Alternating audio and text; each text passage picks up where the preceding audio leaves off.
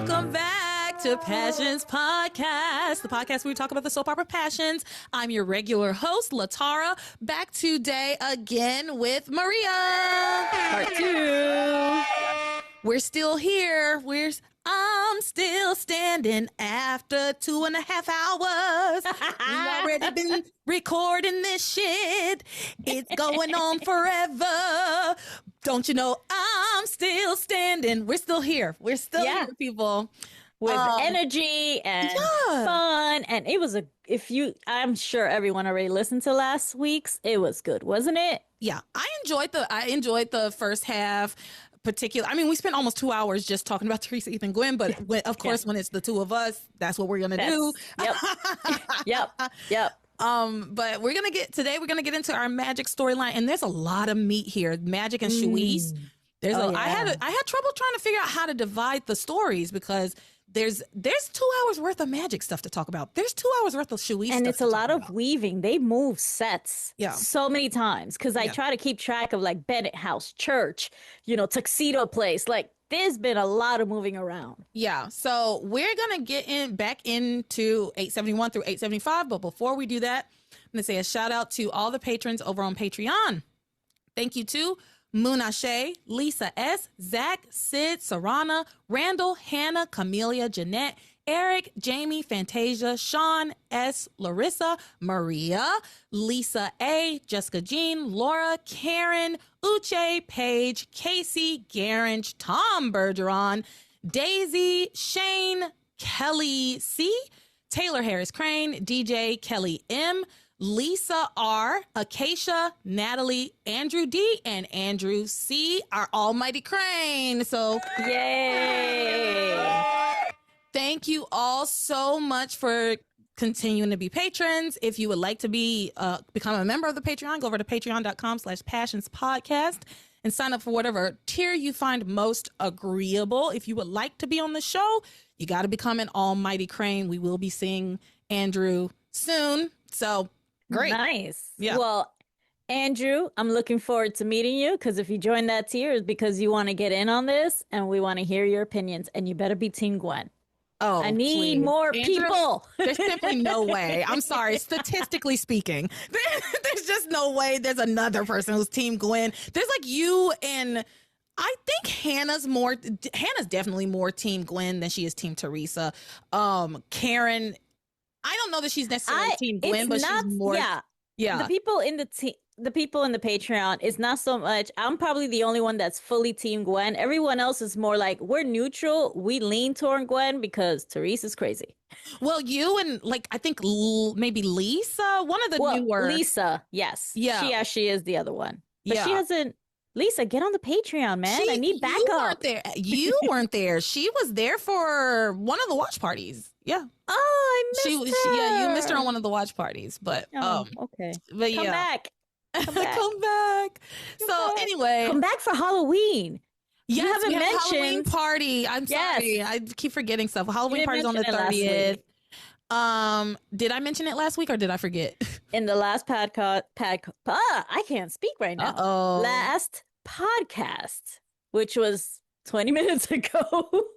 No, I forgot to mention it. Okay. Yes, we have a watch party coming up and a Halloween party. The watch party is going to be on the 16th, which by the time this comes out, maybe it'll be past. I'm not sure exactly when this is coming out, but I think this will be out before the 30th. So we have a watch party on October 30th. Not a watch party, a Halloween party on October 30th. I have not decided what I'm going to dress up as. I'm starting to have little ideas come to me.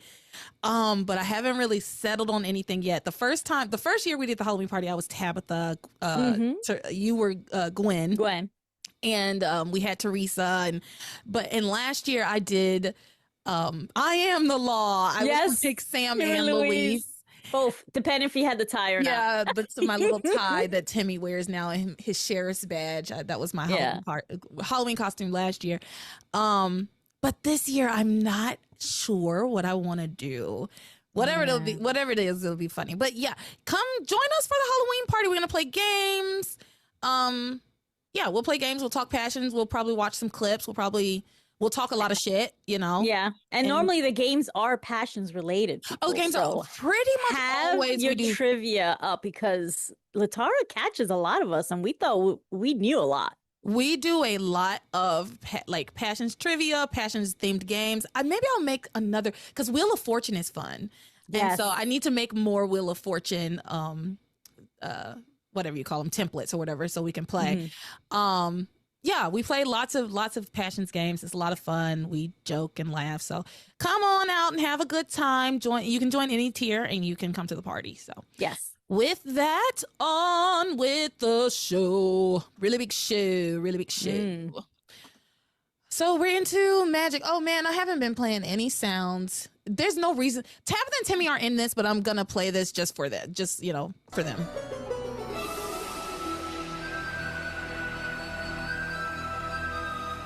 And I mean, of course, Timmy's not in it because Timmy has passed on, but Tabitha's not in it, and Connie and that other. Yeah, that's right. We didn't get any of them in the 5 days. None whatsoever, and I kind of missed it. Yeah, me too. To be honest, so that's right. Timmy's right there. Yes, Timmy is always with us. Timmy's always with us. So we're picking up at the Bennett home where Charity and Jessica are looking at doing alterations on Charity's wedding dress, aka Grace's dress that she gave to Charity. Miguel shows up with a rose for Charity, continuing his little countdown of giving her one every day until they get married. Kay, it's crazy to me that Charity does not know or can't see that Kay is not happy about this wedding. Kay hasn't done a damn thing to help. Nope. She's supposed to be the maid of honor. She's been sitting in a corner of every room that they're in doing wedding plans with a sour face and doing nothing but rolling her eyes and making snide remarks. That's it. So it is just so weird to me that Charity doesn't even have a bit of an inkling. Like, she had to have a premonition to even have a little bit of a clue, right? Yeah. And even then she dismisses it. Yeah, she should have named Jessica her maid of honor because Jessica is all over it. Yes, Jessica's doing the maid of honor duties. She's doing all kinds of helping her in all kinds of ways. And taunt her sister while doing it. So Jessica actually goes over to Kay and quietly warns her, saying, you better not be giving Charity and Miguel any trouble. I don't want any trouble out of you. And she just keeps telling her that Miguel and Charity belong together.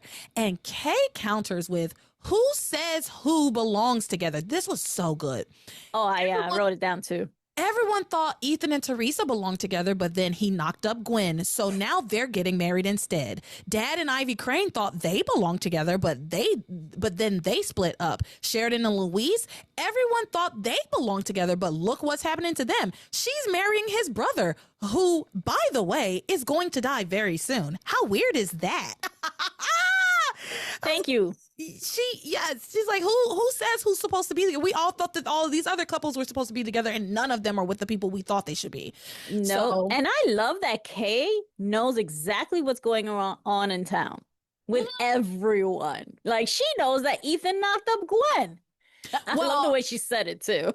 I imagine that Sam came home and told them they were going to be like aunts, right? Like, yeah, true. You know? Yeah.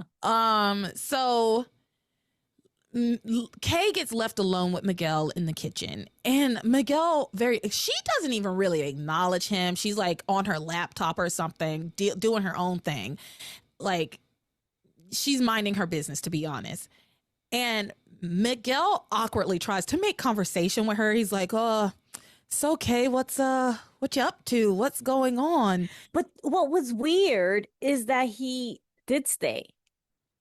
Like, they're leaving. Why are you even staying in the house? Leave. Why are you still there? Well, didn't it have something that? Yeah, you're right. Yeah, go home, leave. Yeah. Right. Because the reason that he couldn't go with them, I think, was because they didn't want him seeing the dress. Yeah, and they went to go work on the dress. So he's like, all right, well, I'll just sit here all alone. Why? Yeah. Go home. They were like, no, you can't come. And he was like, what, are you kicking me out? And they were like, no, you can, I guess you can stay, but you just can't come with us. So yeah, he should have just left, especially knowing what's going on between him and Kay right now, because they've been having the same conversation for a while. Yeah. And so he awkwardly tries to make just like buddy conversation with her, as if they haven't slept together, as if they didn't make out naked bodies bumping in a shower. He's trying to just act like that never happened. He really is trying to pluck it out of the universe. Like that didn't happen. You're absolutely right. He's trying to pretend like it didn't happen. So he's like, hey, Kay, what are you up to? And she is having none of it. She just says, she doesn't even look at him. She says, Miguel, you don't love Charity. You love me.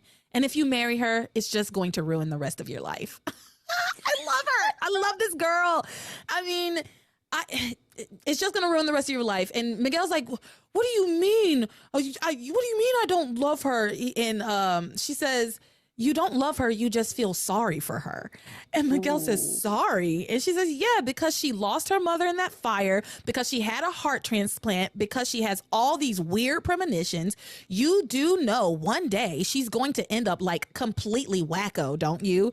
And Miguel says, you don't know that, Kay. And he says, you're the one that's crazy. Where do you come up with this stuff? Kay says, I didn't come up with it, Miguel. It's the reality of the situation. And she says, you can't see it because you've got your head stuck so far up. Sorry.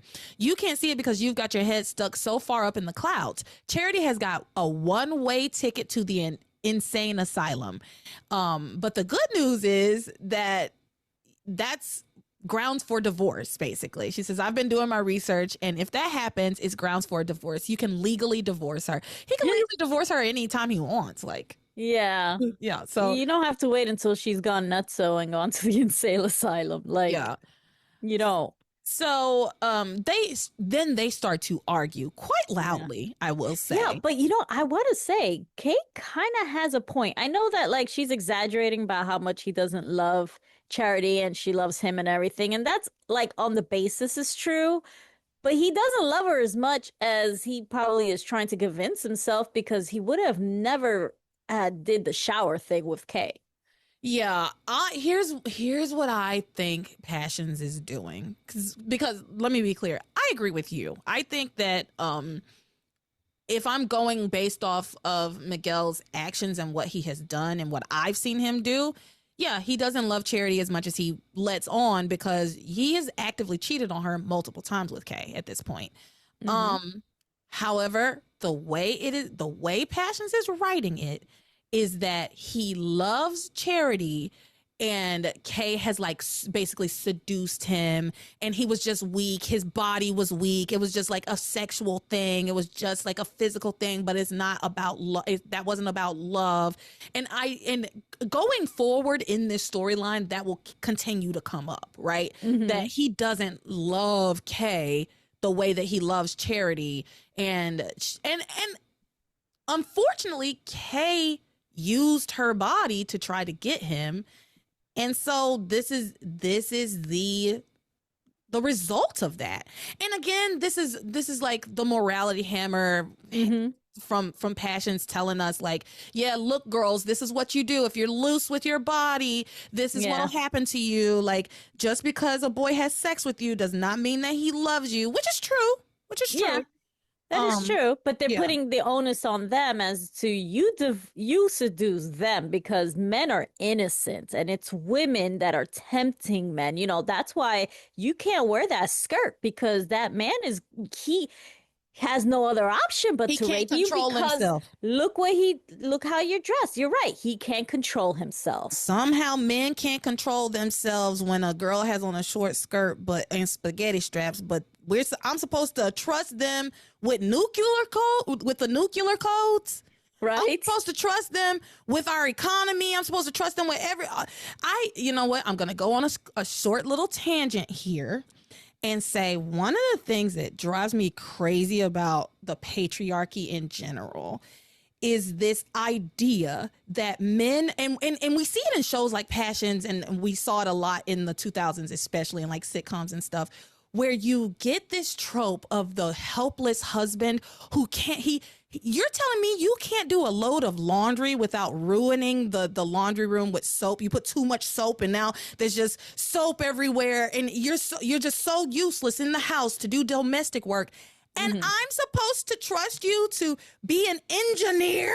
I'm supposed to trust a man to lead countries? No, because that's what men do. They lead. But you can't even do basic ass shit. And that has always bothered me. Like, this trope and idea, like, oh, well, men just don't know. They just can't clean. They can't do, basic life skills they're not capable of, but somehow I'm supposed to believe that they're meant to be leaders. Unless you get paid for it. Because women, yes, you stay home, you cook, but a famous chef is always a man. Oh yeah. In any industry, when you look at any industry, the people in the highest levels of those positions are always is like, oh, this is men's work. This is what men do. Oh, absolutely. So sorry for my little tangent. No, I'm not sorry for my tangent. That's something that bothered me when I was a little girl. It bothered me when I was a little girl, and I'd be like, why can't men wash dishes? Right? Like when I'm watching TV and I'm like, why can't they do, I'm 9 and I know how to, put chicken nuggets in the oven without burning them, and what, they're supposed to be the leaders. And okay, I'm gonna stay on my soapbox for a second. I am so sick of this conversation around like, let men lead and women are just getting too powerful and becoming more masculine and blah, blah, blah. Look around you. Look at what male leadership has fucking gotten us. Look, take a good long look and see what male leadership for the majority of the time that humans have been upright, right? Yeah. All the wars are started by men. Men. They got us to this where we are now. So anyway, now I am done. Now we will go back to fashion. And they're not the stronger gender either, because we literally be pushing babies out of sensitive areas and they get a little kidney stone and think they're dying. A kidney stone, a cold. A cold. It's like John had a fever of 99. Yes. I feel like he's gonna die. It's a fever of 99. While Ivy is giving herself therapy to walk again by herself. Exactly. Yeah, that whole thing about like men being stronger and stuff is like on the surface. What's the scale for strength, right? Like, are we, because I think there's, we off on another tangent, but I think there's a case to be made about the fact that women, and not by virtue of just birth, it's because of the way we are raised and socialized, have far more emotional intelligence in general and have more emotional strength. Right? We have to deal with and cope with a lot of things. And men oftentimes have such a narrow scope of emotions that they are and truthfully that they're basically allowed to show. But who set that system up? Men did that, not us, them. They set that system up. They told them, they put those constraints on themselves, saying that they aren't allowed to show any emotion other than anger and happiness. Like you can only be happy or mad. And so, yeah. Anyway, I don't trust them in leadership positions. Back to the show where men are useless and defenseless and innocent victims to all of the vixen women. I think that's why another reason Passions exhausts me is because, the men are somehow always the victim. They're always the good guy. They're written so to be like the hero, and the women are written to be these scheming, like conniving little, evil witches. David was hired or blackmailed to break up someone. He should be a villain. And now it's like, oh, but I love Grace and she's shouldn't do, and we shouldn't do, like, you gave him morals? I think that's also why I really liked what Ivy said to him. Because I've been saying the same thing. Stop acting like you're so above it, David. You're doing the exact same thing Ivy is. And you're not and she's not having to pressure you that much to fucking do it. Exactly. She's not. And so get rid of that speck you call, whatever she said, that speck you call a conscience. Yes. Yes. Okay, so anyway, back to this show. So they argue. I have clips. Oh, there we go. Let's get to the clips. Yeah, Kay and Miguel argue over the fact that they slept together. So let me find that clip for you. I think this one's kind of long. Okay. The Kay and Miguel stuff, a lot of it's long because but it's so good. She's so good at what she is saying, because she even convinces me half the time, and I have to remind myself, girl, you raped them though. Yeah, I do have to remind myself that, like, she's absolutely not innocent in this. I always remind myself, yes, that first encounter was like an assault, but the subsequent encounters were not. So, so that she does have some ground to stand on, not a lot, but she does have some ground to stand on there. Here we go. What is wrong with you? Okay, well, why would you think that I'd ever divorce Charity? Because you belong to me, Miguel. Okay. You love me. No. Yes, Miguel, you do. Look, I love Charity, all right? I want to marry her. No. I won't accept that, Miguel. I can't. It's just the way it is. You took my virginity, Miguel. That is the way it is. Or have you forgotten about that? Should I remind you of some of the things you said? You said that we'd always be together, that nothing would come between us. Look, Kay, you know now that I thought you were Charity, all right? I believed I was making love to her. I believed that I was talking to her. Miguel, you never said her name. You never called me Charity, not once the whole time, and you kept saying you loved me. Kay, I'm sorry, but I thought you were Charity.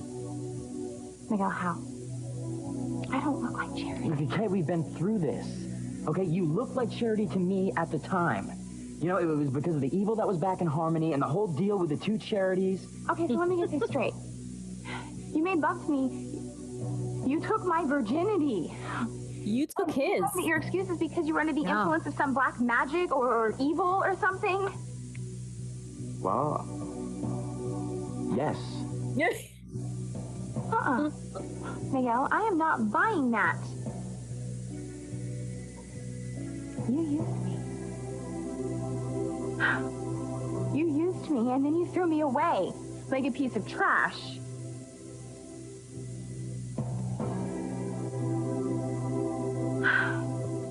You away like a piece of trash. I didn't do that. Oh, the hell you didn't, Miguel. I didn't know I was with you, Kay. You know what, I've heard all this before, and I am still not buying it. I thought I was with Charity. All right, that's the truth. Okay, I'm sorry that... You know, how many times do I have to apologize? Why don't you just be honest, Miguel? Why don't you just tell me the truth, huh? That it's the typical story of a guy who wanted to get his rocks off. You said what you had to say to get the wham bam, and then you took off without even saying the thank you, ma'am. I can't believe you're saying these things. I thought you knew me. Yeah, I thought I did too. I definitely did not think you were the kind of guy who used me. I'm not. I trusted you. Miguel, I believed you. I thought you and Charity were finished. You guys were fighting all the time, and then when you had the chance to make love to her, you didn't. Okay, that was because I sensed that something was different about her, and I was right. Okay, it wasn't Charity, it was that zombie. The real Charity was trapped in some cave, frozen in a block of ice. How was I supposed to know that? You didn't, okay? I just meant that... So what you're saying is I was her guilt. because your girlfriend was on ice. She put her... You know what? You're twisting everything around. Miguel, you lied to me, okay? You took advantage of me. And now you have ruined me for life.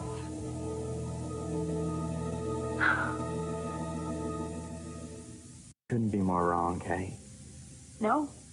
I didn't clip those words. Miguel, you took my virginity. You took his. Now. I mean, at least you can go and brag to your friends that you bagged Kay Bennett. I wouldn't do that. You're the big man. But me, I'm just a pathetic girl who got dumped. Okay, You know that what? is not true. I can't even tell anyone. It's not like they feel sorry for me. I mean, they just think I was stupid for letting you get in my pants anyway. Okay, you have got this so wrong. All right, somehow things got all twisted in your head, and I'm sorry about that. Hey, I am so Miguel, sorry. no, I hate men. All of you are pigs. You know that?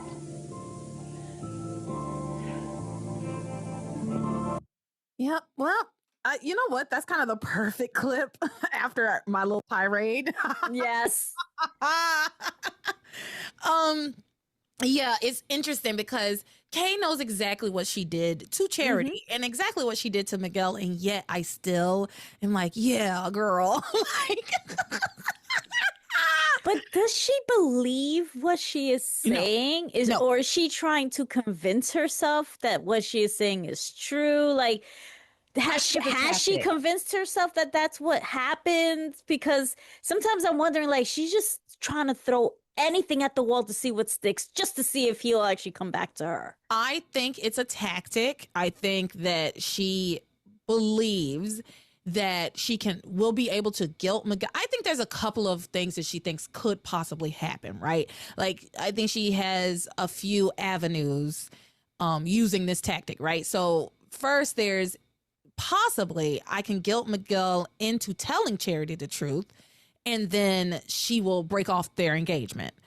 Or I can keep telling Miguel, like, get in his head and tell him, like, no, you don't love Charity. If you did, you would have never made love to me. And, like, look, she's crazy. She's cuckoo for Cocoa Puffs.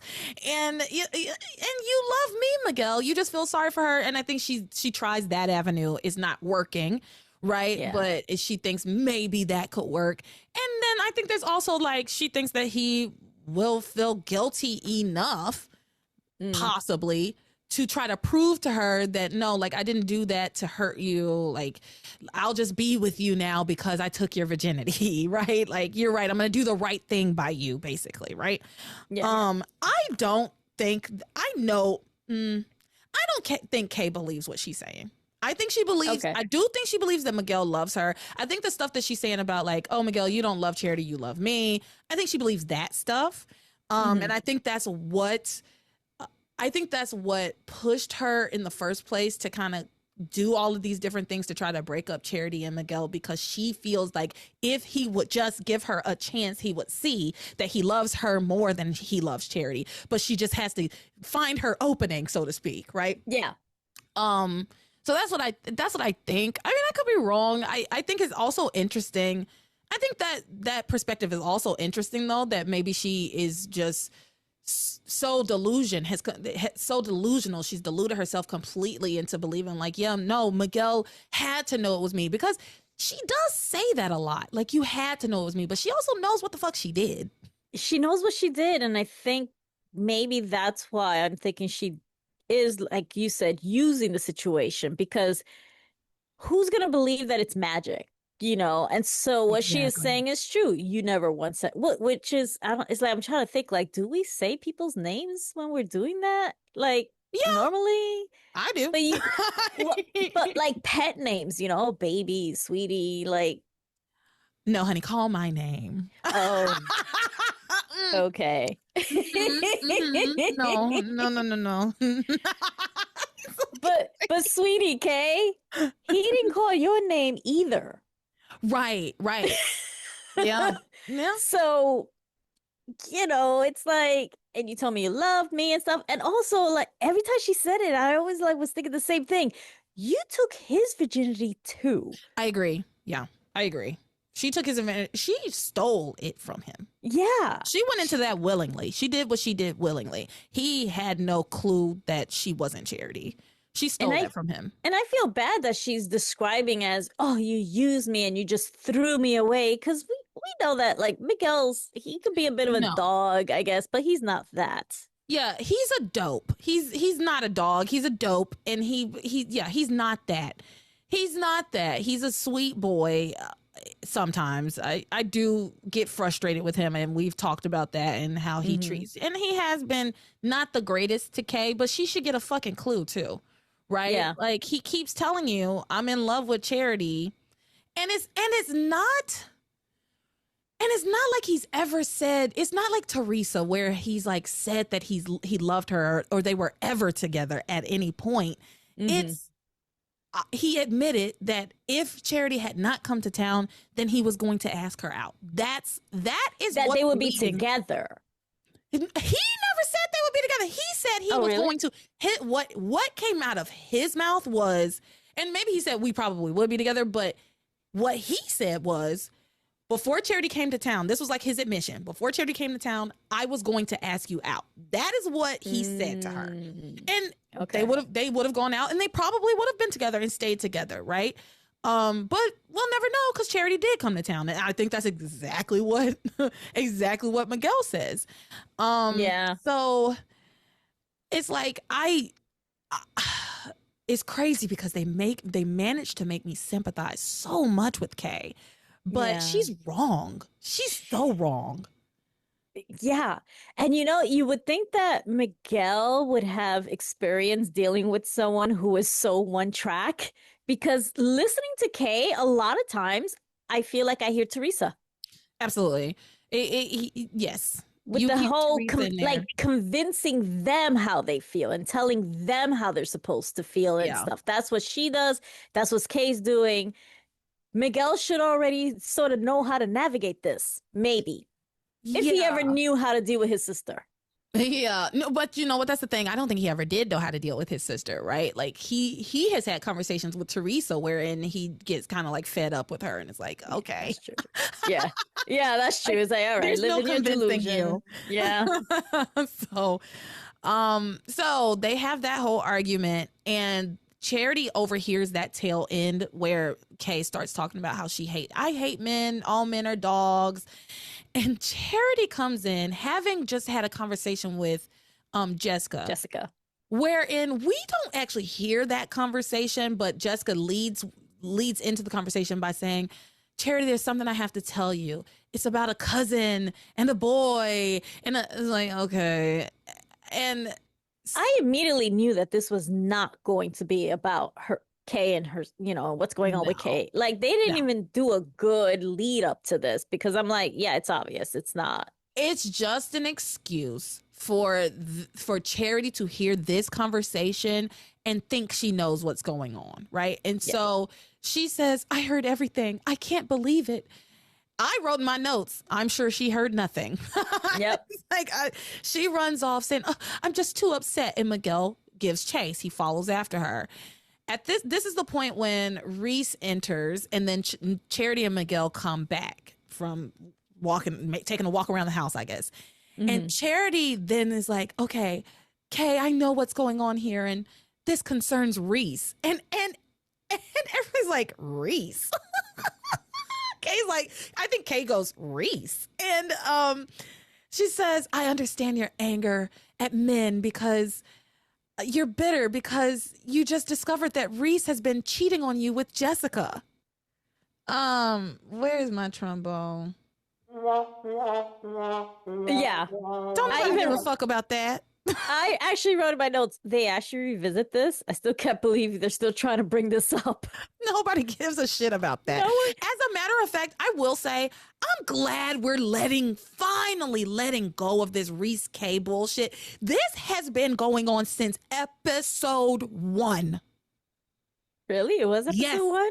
Yes. Oh my God. The very first episode, when we meet Jessica and Kay, Jessica plays a prank on Kay by sending a message to Reese as if she's like into him. And so from that moment on, they're like kind of together, right? Like everybody believes they're together.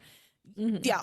And we've been doing that. So it's been going on for 875 episodes. We thought Antonio was blind. Oh, Reese doesn't see shit. So Jessica confirms that she told. But I love Reese's speech. Me too. Did you write it down? Yes. Okay.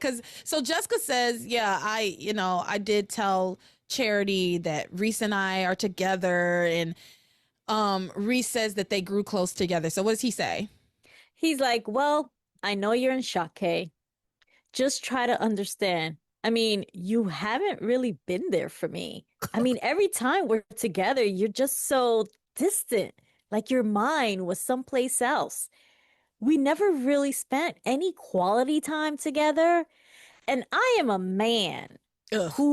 who needs to be with his woman. Ugh. And the more time I spend with Jessica, the more I realize how much we really have in common. I don't know. It just kind of happened. I don't know. When he said, I am a man, I'm like, yeah. You know, and I need to be with my woman. I don't appreciate that these two have been, they think that they've been sneaking around behind Kay's back.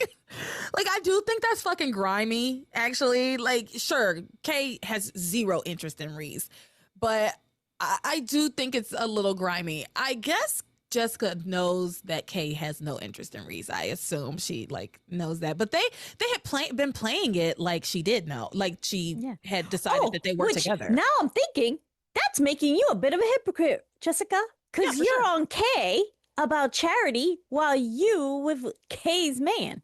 She's been like gunning for Kay's man for a while, right? She's been making eyes at him, hanging on to him for a while. Yeah. Yep. Yeah. Yep. And isn't it Kay that hid behind the door? It was the temporary actress at the time. So she even knew about Whitney and Chad.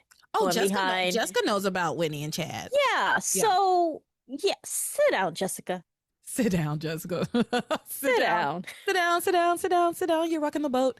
Sit down. You're rocking the boat, girl. Well, I can't be mad at these two getting together. I do think the way they got together is a little grimy. Like they could have been more upfront about it, but it also, like, Kay does not give a shit. Kay does not give a fuck. And Charity then like tries to comfort Kay. She's like, Kay, try not to be too upset. And she assures her that she will find someone perfect for her in college. So she says, I know why you're bitter and why you said that men are pigs. When you thought you had Reese in your life, you thought there was a hope that you'd be married someday, but you and Reese aren't meant to be. He's not right for you. But Kay, you're such a wonderful girl and you're going to find somebody amazing in college, somebody who's perfect for you, who you're meant to be with. Don't be bitter. It's like you're not going to end up an old maid. She's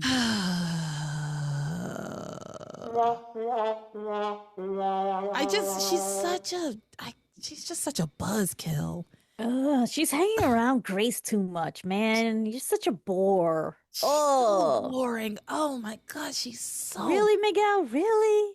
Really? She's the most boring bride in history. I'm sorry. It's crazy because Charity is supposed to be like this perfect good, but you know what? That's not interesting, right? That's no, and all like, okay. Reese isn't for you, and you'll find someone. Why not throw some heat at Reese? Right. If this is your cousin, shouldn't you have your cousin's back and throw some heat that way? Yeah. Instead of like, oh, they belong together. They're actually meant to be. All right, well then, bitch, when she takes Miguel from you, they were maybe meant to be together. Because, she should have something to say to both Reese and Jessica. Like, this isn't right. What you've done is wrong. You okay an apology, at the very least, right? Yes, that's. Yeah, but I find her so annoying. And she's just so boring and... I guess good. I guess. But what's that? Well, the way the things she's saying to Kay, like, that's not nice. Yeah, I think that's the thing too. Is like she says things in that syrupy sweet voice, but some of it's not so nice. Like it's not like you're gonna end up an old maid. Right? Also, y'all are teenagers. Why is everybody trying to get married? You're children. Who cares about getting married? Go to college. Get an education. Yeah. I mean, what she said about, you'll find someone in college, that's great. But, like, stop there. Like, you could have just stopped there. Not you're not going to be an old maid. What if she don't get married and she just satisfies herself Yeah. As someone with a career and does things, not everyone has to get married. Not everybody has to get married, but you know that in this show, apparently that's the pinnacle. Yeah. Those are the goals. So after everybody leaves, Kay vows that she will not be an old maid, and she swears she'll find a way to make Miguel hers. Later on, Charity tries to comfort Kay again, thinking that she's upset about Reese and Jessica, and Kay tells Charity, she says, you know, Charity, you were right that some people aren't meant for each other, and I just hope that everybody understands that. Like, you know, I hope that you'll always feel that way, basically. I'm glad she said it. I was too. Everything Kay did this week, even when she was talking to Miguel and guilting the hell out of him, and I knew she was wrong, I still was like, I was with her. Like this actress does such a good job. I think she plays Kay so well because she's wrong, but the delivery is just so good.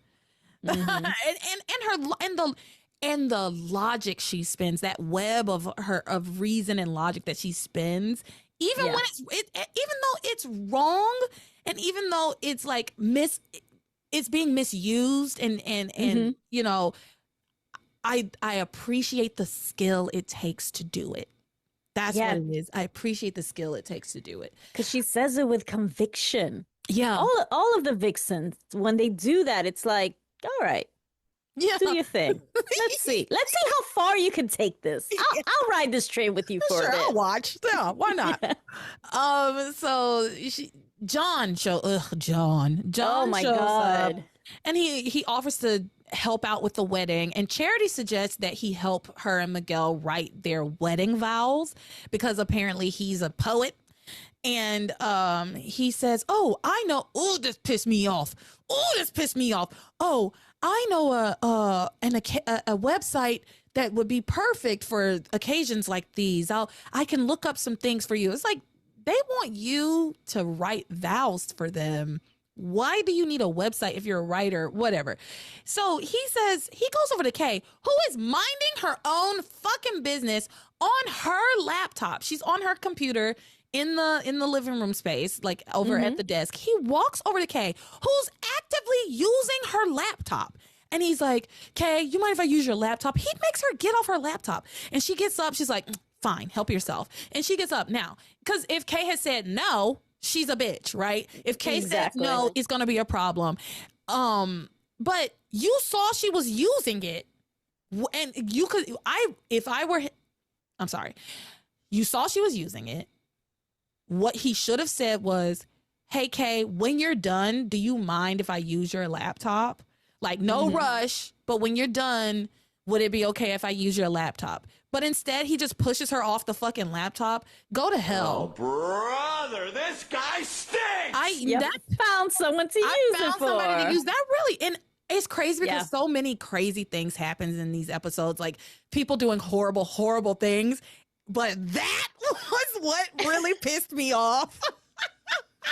Sometimes it's the little things. But now you can get why Kay's constantly mad. Everyone pushes her over. Everyone. Even a brother that she knows is not her brother. This brand new brother. And what really bothers me, the reason why it upsets me so badly when those types of things happen, is because John's supposed to be one of the good guys, but that's shitty.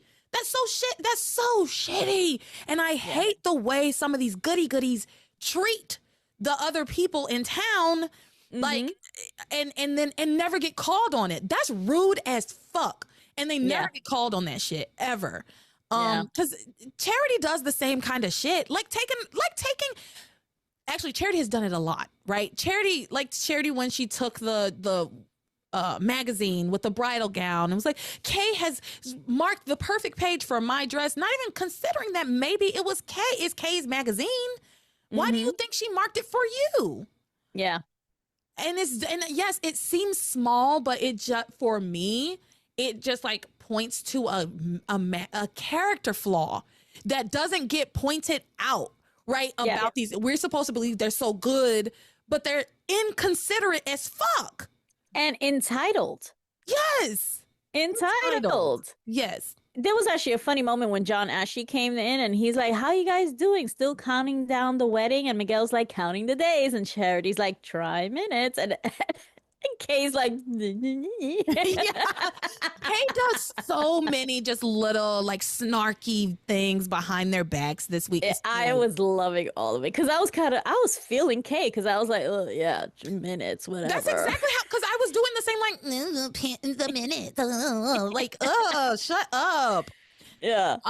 So yeah, John commandeers Kay's laptop and starts looking for this website to help them with their vows. And then Charity and Miguel go off somewhere. They don't go They go to the church. Yet. They haven't gone yet.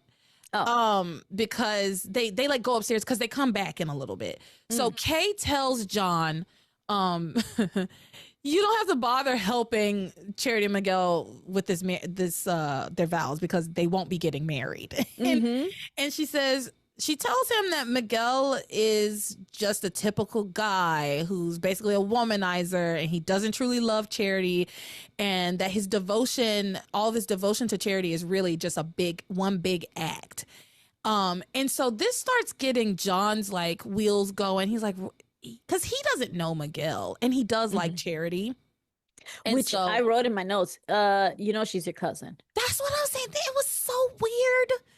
In fact, when Zombie Charity was pushing on you, you didn't like it because she's your cousin. Yeah, it was so weird. So when Miguel and Charity come back, he's kind of like, it's like he gives Miguel this weird look. He's kind of sizing him up a little bit, like trying to figure out if what Kay said was true. And Miguel and Charity are talking, and then they're like, oh, look at the time. We have to rush off to our pre-cana, which is premarital counseling. So pre-cana, I don't know. So they go to the church to talk to Father Lonigan. When they leave, Kay continues to kind of work on John, pushing him like in the direction of Charity, right? And she has been trying to do this a little bit here and there. Like I said, Kay is using anything at her disposal and planting seeds and seeing what grows, I think. Yeah. And technically, she knows that John really isn't related to them, so she can do it without feeling guilty about it. Yeah. But why is he taking the bait? Ugh. Yeah, that's what. Okay. So, she pushes him in the direction of Charity, saying like, "I know you like her," and trying to convince him that Miguel is just putting on an act, and John should like step in, I guess. And John admits, he says, "I do like Charity, but Miguel met her first." And then I wrote, "She's also your cousin." Yes. Yes. I do like Charity, but she's my cousin is the correct answer. Not, I do like Charity, but Miguel met her first. God, John. Yeah, and Kay met Miguel first. So if we're using dibs rules. Exactly. Ethan was with Gwen first, If we're using dibs rules. Luis was with Sheridan first. No, Luis was with Beth first. Oh, good catch. Yeah. Luis was with Beth first. All right, so Beth is justified. I met him first. Exactly. So John and Kay find like this pamphlet that they needed, that Charity and Miguel needed to do their pre-cana or whatever. And Kay uses it as an example of why Miguel is putting on an act. She's like, yeah, if he's so serious, why'd he leave this here? And it was like, maybe I don't understand how that's proof. Yeah, they just forgot about it. Charity left it too. And so they go to the church to take it to them. And John really goes to keep an eye on Kay, is what he says, basically. Who are you in this family? He thinks he's their brother. I don't care. You don't know these people. You don't know these people. You don't know these people. Like, how all of a sudden you're like inserted. Even Ethan's not this involved, and he really is part of the family. So exactly, yeah. Well, Ethan's too wrapped up in his own shit to be involved. Well, then you know what, John? Go handle that situation. Wait, no, there's no relation. There's no relation. That's true. Yeah, he's on Grace's side. Yeah. I I mean, he's not related to any of these damn people. Well, he don't know that. That's Right. the thing. He doesn't know that. So over at the church, Father Lonigan is doing his counseling session with Miguel and Charity. And he asked them basic questions like, how many children do you want to have? And they have the same answer. We want to have 4, 2 boys, 2 girls. How are you going to support yourselves? And Miguel's like, well, after college, I plan to get a job. And Charity says, and I really want to just be a stay-at-home mother. Womp, womp. Who's not surprised by that? Well, I just want to be a stay-at-home mother. Nothing wrong with that. Let me just be clear. Nothing wrong with that. I think it's a beautiful thing to be a stay-at-home mother. I just think that I think that Passions glorifies it in a certain way that irritates me, especially for you to be like, she's 18 years old. I'm sorry, she should at least want to do something other than be a stay-at-home mother at this point in her life. She could work as a medium. You have premonitions. She could have a skill. She has a skill. She has a great skill. Put it to good use instead of, right now where it's nobody useless. Nobody ever takes her shit seriously. They just keep telling her, you're silly. That's wrong. Take a nap. You're just tired. So yeah, they have like the same answers. And then Father Lonigan asked them, well, do you have any secrets that you're keeping from one another? Miguel very notably gets quiet, looks guilty as sin, does not answer the question. There's just like dead silence for a while. And then Charity's like, oh, Miguel and that's not a problem because Miguel and I have no secrets from each other. We tell each other everything. And your Charity is so spot on. They tell each other everything. And but Miguel asks to go to confession. He's like, Father, can I do confession? And Father Lonigan's like, oh yeah, sure. He's like, I think Miguel says it's been like 2 months since his last confession, and he really wants to just do confession. Yeah. And Father Lonigan's like, I have something to attend to in the rectory first, but then after that, I'll meet you at the confessional boxes or whatever they call them, confessionals, I guess. So I have a clip of Miguel's confession. Oh, because let's to set the record straight, Father Lonigan knows, right? About Kay and Miguel? And that's why he's pushing to get him to answer that. I think he knows. Does he? Didn't Kay tell Father Lonigan? I don't think she did. Huh, okay. I don't know if he knows. He knows he sent her off with that damn vial. But I don't know if he knows. I mean, it would be par for the course if he did know. But yeah, he knows everything and just can't do anything about it. But I think he knows. I think I didn't write it down, but if y'all remember, Hannah probably knows. Hannah knows everything. Hannah's the best. Yeah, Hannah probably knows if Father Lonigan knows or not, but I don't. I don't remember. But yeah, he leaves. He says, "I'll see you in the confessional." I should note that Kay and John show up during their session and listen outside the door. So Kay is listening and she hears that Miguel's gonna go to confession, right? So let's do those clips. I think this one's long. Nah. Yeah, there was a lot, and I don't think I definitely didn't take all of it because there was a lot of them in that confessional, and they went in circles, to be honest. It was basically the same conversation. Yeah, from the Bennett house. I just loved it in this. I know. I just loved what we did in this confession. Like, so good. Oh, Kay's got some fucking guts, man. Bless me, Father, for I've sinned. It's been about 2 months since my last confession.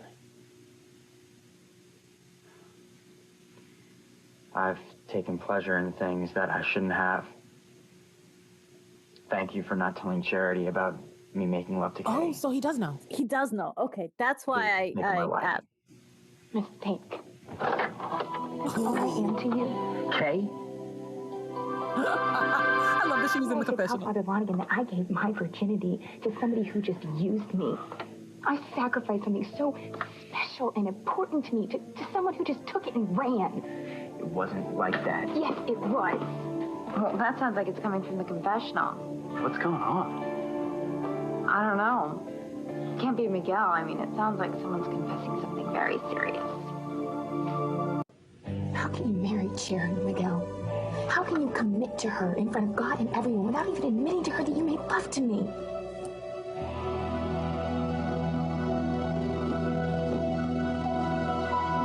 She's not wrong about that point. I agree. First, you steal my virginity, and then you say you're going to keep it a secret from the girl you're going to marry? I'm trying to spare her feelings. No, you're not.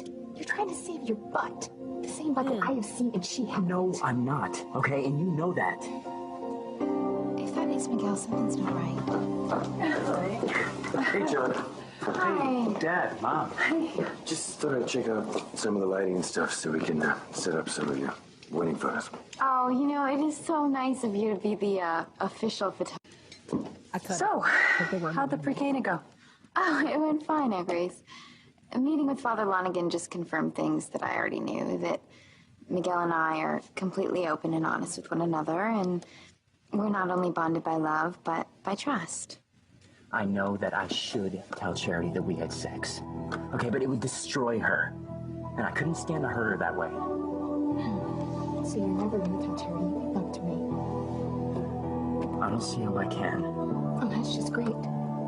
So now, me giving myself to you, instead of it being the beautiful thing that it should be, it's now your dirty little secret. Well, that makes me feel a lot better, Miguel. I'm so sorry, Kay. All right, I never meant to hurt you. Well, you did, Miguel. You've hurt me more than I've ever been hurt in my entire life. But I thought that I was making love to Charity. All right, I didn't know that I was having sex with you. Oh my God. It's Kay and Miguel. Dude, that is still rude. Why are you standing in front of somebody's confessional? Right. Eavesdropping on the confessional. Like, just to begin that's with. a huge sin. Yeah. So, like I said, rude, inconsiderate, entitled. Ugh. So yeah, that they stay in that confessional for quite some time, having that same argument. I clipped that portion of it because I like the fact that Kay said that he's not telling Charity just to cover his own ass. And even because he's saying, like, I'm doing it, I'm not telling her just to, what did he say, to protect her, or I'm doing it to spare her feelings. To spare her feelings. She's like, bullshit, which is true. It's bullshit. And he absolutely should be honest with Charity, because he knows this is something that is important to her. I slept with your cousin. Like, yeah. And so while I have already said that I disagree with the way that Kay has guilted him about them sleeping together the first time, because she was obviously wrong, in this, I'm on Kay's side like 100%, because she's saying to him, Miguel, why won't you tell Charity the truth? And now I have to just keep this a secret, and I'm not allowed to say anything, to protect your marriage that I don't want to happen. That's true. Yeah. So, and she has a point. If you're not even willing to tell her, then do you really love her? Because you can't be honest with her. Exactly. So maybe Kay does have a point. Kay absolutely has a point. But a point as to, like, oh, he doesn't love her. Yeah. I mean, I feel that, the thing is, I feel that way already, like, just based on what we've watched, that Kay, I think an argument can be made that what Kay is saying is true, right? I don't know if that's how Passions is actually writing it, but I think what they have written, you can make an argument for it, right? Because number one, Kay says multiple times, and Miguel has said a few times as well, that Kay knows Miguel better than anyone. Kay knows Miguel very well. She knows him very well. And sometimes when you know somebody, even if they're not telling you outright the truth about something, you know what the truth is. You know what lies beneath because you know them so well. And I think the fact that they have written that in this so many times, oh, I know Miguel so well. Miguel, I've known him my whole life. I know him. Mm-hmm. Maybe she is onto something. Maybe she does feel like you feel. Maybe she is seeing something in him that maybe he doesn't even see himself, right? Yeah. So I do think that there's an argument to be made that Miguel loves Kay. I do believe that there's an argument to be made that Miguel loves Kay, and he just thinks that marrying Charity is the right thing to do, basically. And obviously he loves Charity. I don't want to. Yes. But he's more obsessed with Charity than anything else, in my opinion. He just saw her and fell in her blonde hair. He just fell in love. Damn, Lopez Fitzgerald. Just love their blondes so bad. And so I'm with Kay. I'm with Kay. Yeah. Treating her like shit and refusing to be honest. And it's clearly bothering Kay that they can't be honest. And he should be being honest with Charity anyway. So those things combined should push him, a quote, good guy, to tell the truth. But he's not going to. Because if your love was really true, you should be able to tell her and explain to her what happened. She should be believing in all this, magic and all this other stuff. That's believe that it's true. It was magic that made you do it. Yes, he should be. Magic made me do it. He should have told her, because I do think that she would have understood, right? She was locked up in ice, right? She knows that stuff is real and that there were two charities. There was a zombie. Yep. Yeah, she knows. The magic stuff is real. And so, I feel like that's actually an easy out for Miguel, but he just refuses to take it. Maybe because he's also afraid. He's probably also afraid that Kay will be like, well, that's bullshit. It wasn't the magic. But at the same time, Charity can go around saying, yeah, no, but that was part of the magic. That's why you think it really happened. Exactly. And the majority of people are going to be on Miguel's side on this, right? Like, everybody is already on Miguel's side in this. Simone, Jessica, they believe that he was under the influence of magic, right? Like, they know about this. That's another thing. Everybody knows this and is just keeping it from Charity. That's a whole other part of it. And it's just funny because Kay's the only one that's like, it wasn't magic. You knew it was me. Yeah, but it was magic. So of course it was. So John and Charity and Grace obviously are outside of the confessional. John overhears what's going on and realizes that it's Miguel and Kay. He doesn't want to say anything to Charity about it, and instead he asks his dad. He tells his dad like his suspicions about Kay and what's going on between Kay and Miguel, and he asks him if he should tell Charity what's going on. And David advises him to just leave it alone. He's like, if you want my advice, leave it alone. He's like, don't get involved. Don't get involved. And John says, well, if that's what you think I should do, then that's what I'll do. But then he says, I don't get why someone would deliberately try to split up two people who love each other, destroying something that's good and true. I don't understand it, but as far as I'm concerned, it's unforgivable. I have no use for anyone who would try to split up two people who love each other. And then the phone rings, ring, ring, ring, ring, ring. And it's Ivy calling David to break up Grace and Sam. Like, the placement of that was hysterical. Yeah, and that was purposeful. I played that clip earlier, but I also had it here. I wish I had waited and played it here because it was just so funny to me. But whatever. So after everything in the confessional, first Grace notices John overheard something in the confessional, and she asks him about it, and he tells her some things you don't need to know. Like, don't worry about it. He tries to divert her away from the confessionals, but Grace is all like, oh, don't lie to me. I mean, not in church anyway. So I can lie to you outside of church? You can. Anyway, Grace is so annoying. So she lingers outside of the confessional once John goes off to talk to David. And then Miguel leaves the confessional and finds a suspicious Grace standing outside. So, oh, Mrs. Bennett, I didn't realize you were out here. And he plays it off like nothing's wrong. So, but why are you even there, Miss? The church is so important to me. Everything is so sacred. You should know that confessionals is a very strict there's rules around it, right? There's rules around it. It's a sacrament. It's sacred. It's private. You know, it's confidential. And you're like, I need to know what's going on. No, you don't. Because that's none of your business. No.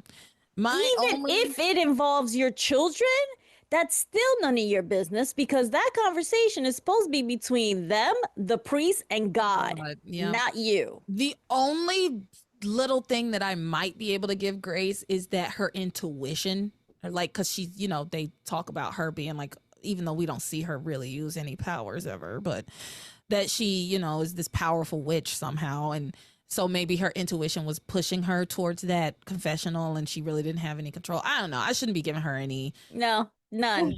She's just being fucking nosy. She does have an inkling that is probably related to Kay, and she wants another opportunity to jump down her daughter's throat. Okay, you're right about that. I got a clip of, I have that exact clip. So let me find it. Okay, so this picks up with the tail end of Miguel and Kay's conversation. And then Grace comes into the scene. I feel horrible for what happened, Kay. Please believe that I never meant to hurt you. I'm not that kind of guy. I didn't think you were either, Miguel. But I was wrong. And now I am ruined because I trusted you. Kay, we've known each other since we were kids. Don't you know that I'd never do what you're saying? But you did, Miguel. You did exactly what I'm saying. You used me to have sex, and then you threw me away, and you want nothing to do with me. The worst part is, you're gonna marry Charity anyway. And you're gonna pretend like nothing ever happened between us. I'm sorry, Kay. I'm sorry. Sorry ain't good enough, buddy. Mrs. Bennett. Miguel, I'm sorry. I didn't realize you were in the confessional. Where's Charity? Well, she went to the chapel with John and David, you know, to decide where to shoot the wedding photos. Oh, right. The photos. Miguel, are you all right? Yeah, Mrs. Bennett. Everything's fine. Okay.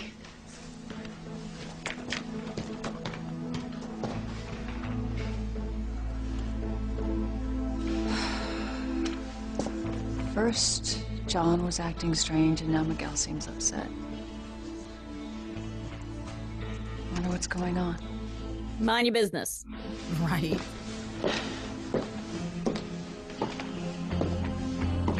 Father Lonigan? Mind your business.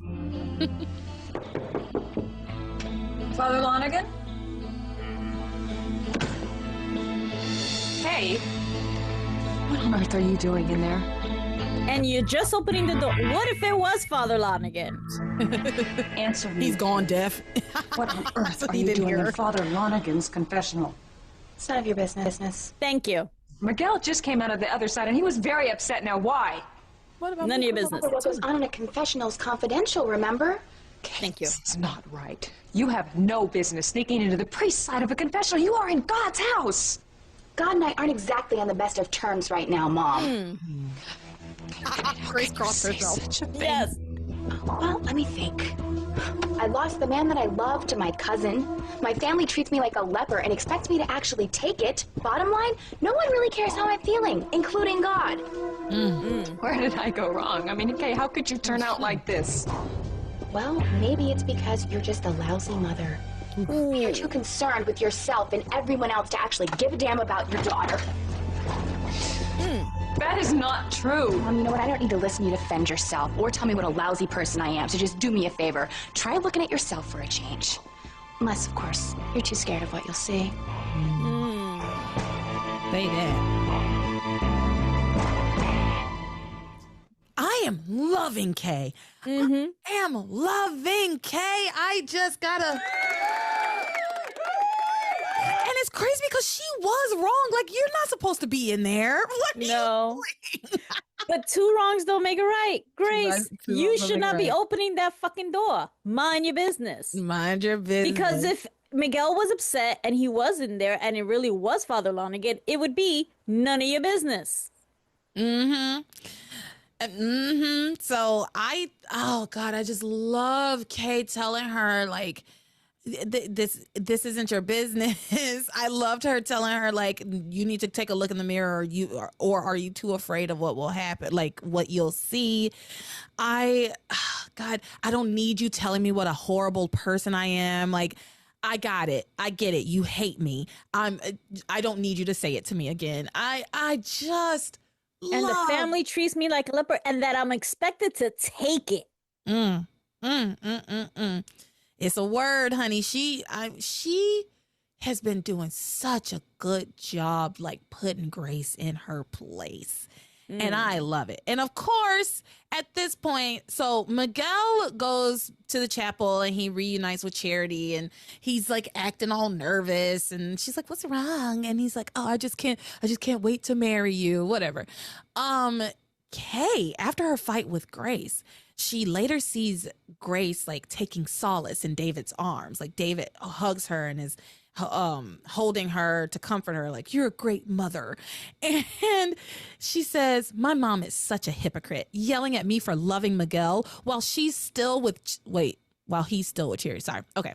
My mom is such a hypocrite, yelling at me for loving Miguel while he's still with Charity. And here she is in David's arms instead of Daddy's.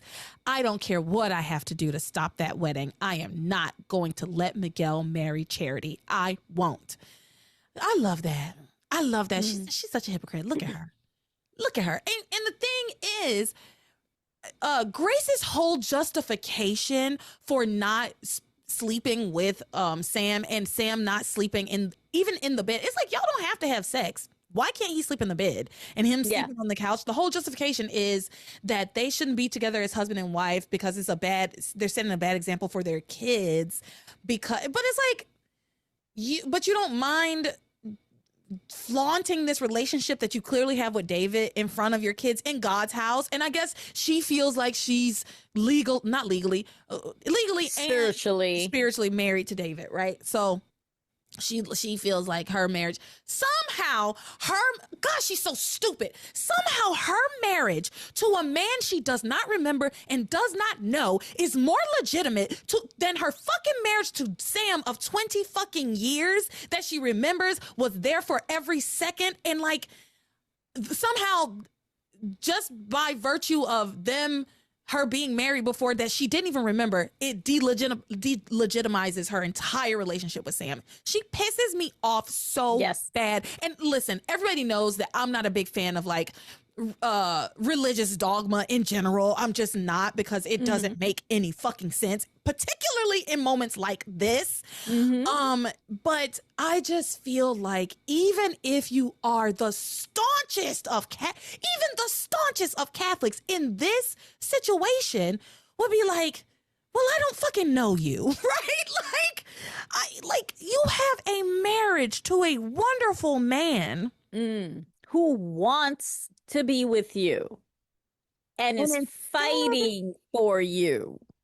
And instead, and again, what, you're right, Grace, what messages are you sending your kids by doing this? If anything, if Sam can't touch you, then neither can David. Yeah. Then neither can David. And you've made such a big deal about like the love in your marriage and how marriage is based on love and two people who love each other should be together and blah, blah, blah, right? As it pertains to Charity and Miguel.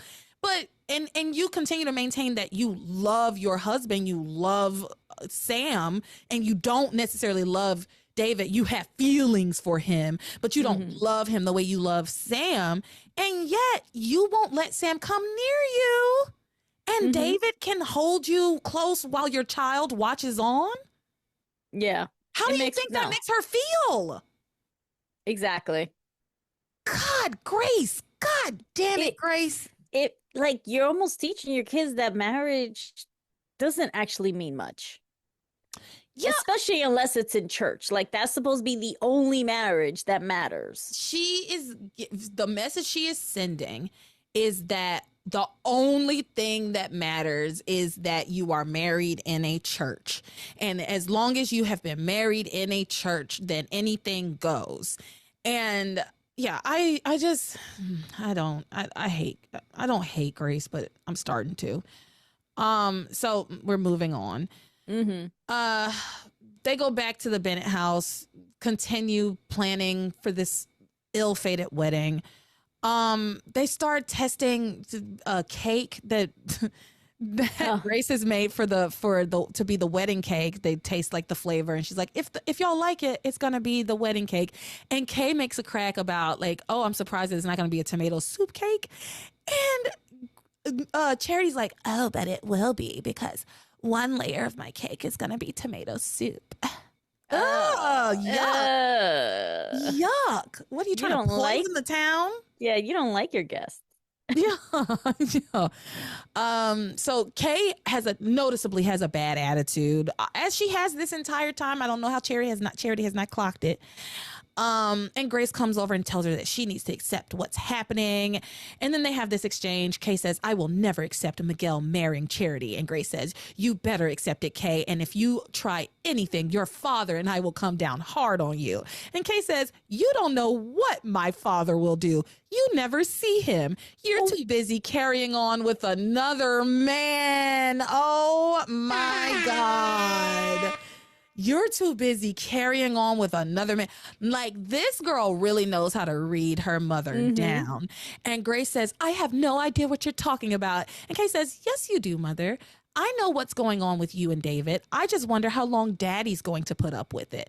Ooh. And then Grace is like, Kay, I refuse to have this conversation with you. Now pull yourself together and at least act happy for your cousin. And then Kay puts on the most hilarious fake smile. She puts like a giant grin. Yeah. And then Charity makes a weird joke about Kay being the maid of honor. And she's like, yeah, Kay, thank you so. Oh, because she gets another fucking flower, and she says that Kay should have it. Because it'll match her dress that she's gonna wear to the engagement party tonight, or whatever she put it in her. Whatever. Another flower. I thought it was one a day. This would be her second one. No, she got one yesterday. They turned the day over very fast, very quickly, and the Bennett house is the next day. Okay, exactly. Yeah, they turned the day over very, very quickly. Okay. So we're just so used to 70 episode days. Yes. Yeah. Because we've done 3 days this week. Yeah. That unheard of. Unheard of. So unheard of. Unheard of. We're moving at lightning speed to Christmas. That's what's happening. Yeah. Okay. So you got another flower. She tried to give it to Kay. Oh, I forgot. She made a joke before she gave her the flower. She made a joke about, they say that if something happens to the bride, then the maid of honor has to step in and marry the groom. Everybody gets uncomfortable. Everybody's like, ha ha, and then she's like, but Kay kind of lit up though. She did. Like I said, Kay is willing to take any avenue, present it to her, right? Any little seed that she can plant, she'll see what grows, right? And so she's like, can I get rid of Charity and then step in as the maid of honor? That's exactly what it looked like, what was going through her head. Yeah, and then she's like, nah, that wouldn't work. But yeah, she was saying it was a joke. That's never going to happen. I even wrote, I was like, is this really I had to look this up. Is it a thing? I never heard of that. So for the maid of honor marrying the groom, it says historically such actions were only common in very rare instances of arranged marriages where family alliances were a paramount and not the individual choices. That makes sense. But then I looked up, what about best men marrying the bride?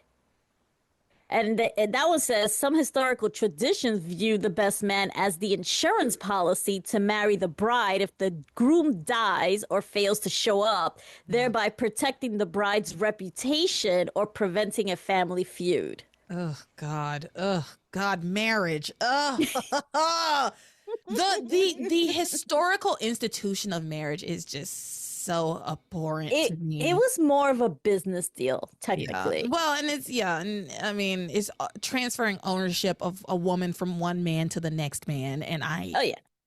That's what the whole diary is for, because people would literally trade them for like livestock. I'll give you my daughter and you can give me the 5 cow. cows. Yeah. Yeah. Or like the daughter came with a dowry. That's the thing. Mm-hmm. That's the thing that always got me too. It's like, you're taking on the burden of my daughter. And so because you're taking on the burden of my daughter, here's 5 cows to go with her. Here's my daughter and 5 more cows. Yeah. Like, ugh, God. Ugh. As women, we have just been so. But then the dowry turned into the father pays for the wedding. Right. Yeah. Yeah. So sit the fuck down, Ethan. Oh my God. Let Gwen's father pay for the wedding. Yes. Let's get this cow married. Oh, God. I love how you found a way to sneaking that in there. Okay. I'm just joking. I know. Okay. I know. So this is when the rose happens. She gets the rose and then she says, "Oh, Kay, you should take this one because I think it'll be beautiful with your dress. You can put it in your hair." She turns to hand it to Kay and then she gets a violent premonition and passes out. Y'all know I have this clip. Oh, it was good. So let me just pull it up. Charity's premonition. All right, here we go. Ah, another rose. Oh, for you. Thank you. Aw, that's so beautiful. Miguel did say he was going to give me a rose every day until we got married. God, he's so romantic. Totally. Yeah. You know what, Kay? I think maybe you should have it. It'll look nice with the dress you're wearing tonight. You can wear it in your hair. Charity, that is so sweet. Shut up, Grace. Isn't it, Kay? Shut up, Grace. Yeah. Mm-hmm. Charity, I just want you to know how happy I am that you're going to be my maid of honor. Even though she's done nothing for you. You will never marry Miguel.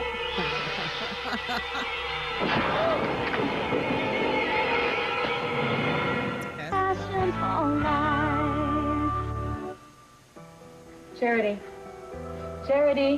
What's wrong with the freak now? Sweetie, can you hear me? Charity? I love Kate. Terrible. Honey? What happened? You fainted. Are you okay? I mean, did you have breakfast this morning? Yeah, it's not that. Or what? What is it? So crazy. What do you mean crazy? What? Was it a premonition? Or? Yeah. Is it the same one you had before about marriages breaking up over your wedding? No. This one was even weirder. I looked at Kay and I saw the devil. And, she came at me with a pitchfork and she said, "You'll never marry Miguel." Grace crosses herself again. Oh, guys, that's ridiculous. I know it is. You've been so supportive of me and Miguel, and you're certainly not a devil. So I don't know why I would see such a thing. Look at the rest of their faces. I love Kay's face too at the end, just like, interesting. Like, oh gosh. Yeah, and so I thought it was so funny because she says you were a devil, but she's in a party city like devil costume. Yeah, right. Like she didn't look like a devil really. She looked like she was in a Halloween costume with like exactly. Yeah, like are they called antlers? Plastic horns. Horns.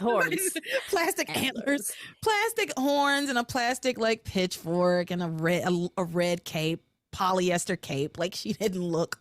She didn't really look threatening at all, but yeah, Charity passed on out as she does. As she does, exactly. And yeah, I love that everybody's faces when she says what the premonition was. They're all just looking at Kay, like as if Kay really had just done that, right? Like, yeah, Kay didn't do anything, but they do know that Charity is onto something, and instead of warning her, they all know what has happened.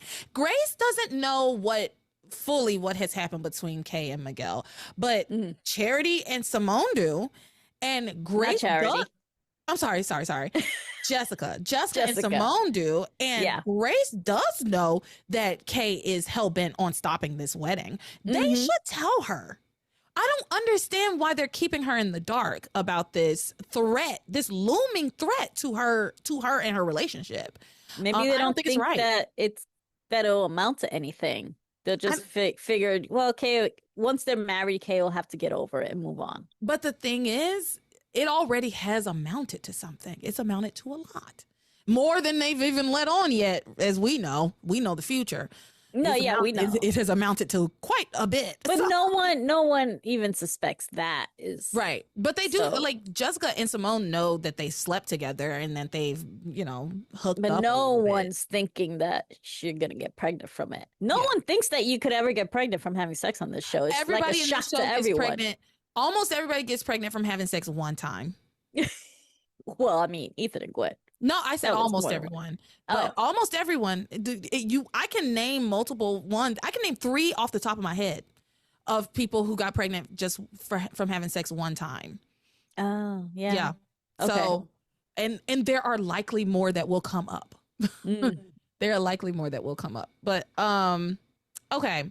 Miguel shows up, of course, and he's they tell him that Charity fainted and he's concerned about her health, and she assures him that she's fine, and then she explains about the vision, and she's like, yeah, but that's crazy, and he's like, yeah, crazy, and then he shoots a look at Kay, and she makes the most threatening gesture with the fork she's holding. She like poke, like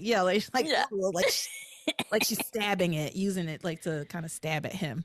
Or Charity, I don't know which one, maybe both of them. Maybe she was stabbing at both. No, she wouldn't have done it to Charity because she's trying to still be innocent. I don't know anything. No, I mean she was behind there. She did it behind Charity's back. So Miguel saw her do it. Charity didn't. So I didn't know. I don't know if it was like necessarily that gesture is necessarily pointed at Miguel, Charity, or both, right? Oh, it was part Charity. But it was funny because she had a pitchfork as the devil, and now she just like has this fork that she's like, yeah, I'm gonna get you. So freak, you're such a freak. Oh my God, what's wrong with the freak now? I love her. Like here's the thing, I actually feel like. This is going to be controversial. I think this is going to be controversial. I actually think I would be friends with Kay. Oh, yeah, I know. Because I wouldn't even be friends with Teresa. But I think I'd be friends with Kay. Her level of like snark is she's so funny to me, and like I don't think I would be best friends with Kay. I don't think I would be great friends with Kay, but I would love to just like catch up with her every couple of months and say, hey girl, let's go get coffee, let's go get tea or something, let's go to the what's up cafe. with you? What's it's like, oh, my cousin, the freak. And you'll just be like, really? Oh my Lord. Yes, and I would be the friend and be like, yeah, Charity's such a bitch. That's why I don't hang out with her. Yeah. All right, so that's it for magic. You would be a better friend than Simone. Oh, I'd be a much better friend than Simone. Those girls aren't good friends to each other. I'll say that. That's it. That's all I have for magic. You have anything to add before we move on? No. All right. We did that for an hour and a half. Wow. So let's get through Shawise. Let's get on into Sheridan and Louise and see what's going on over here. I've got a few clips for this. Did you want to do another 15-minute break, or are you ready to power through? I think I can power through. How you feel? You want to take a break? Nope. Okay. All right. I worry about you because I know you tire easy. And you do a lot of heavy lifting with clips and talking. I know you tire easy is a read. I know your ass is fatigued, bitch.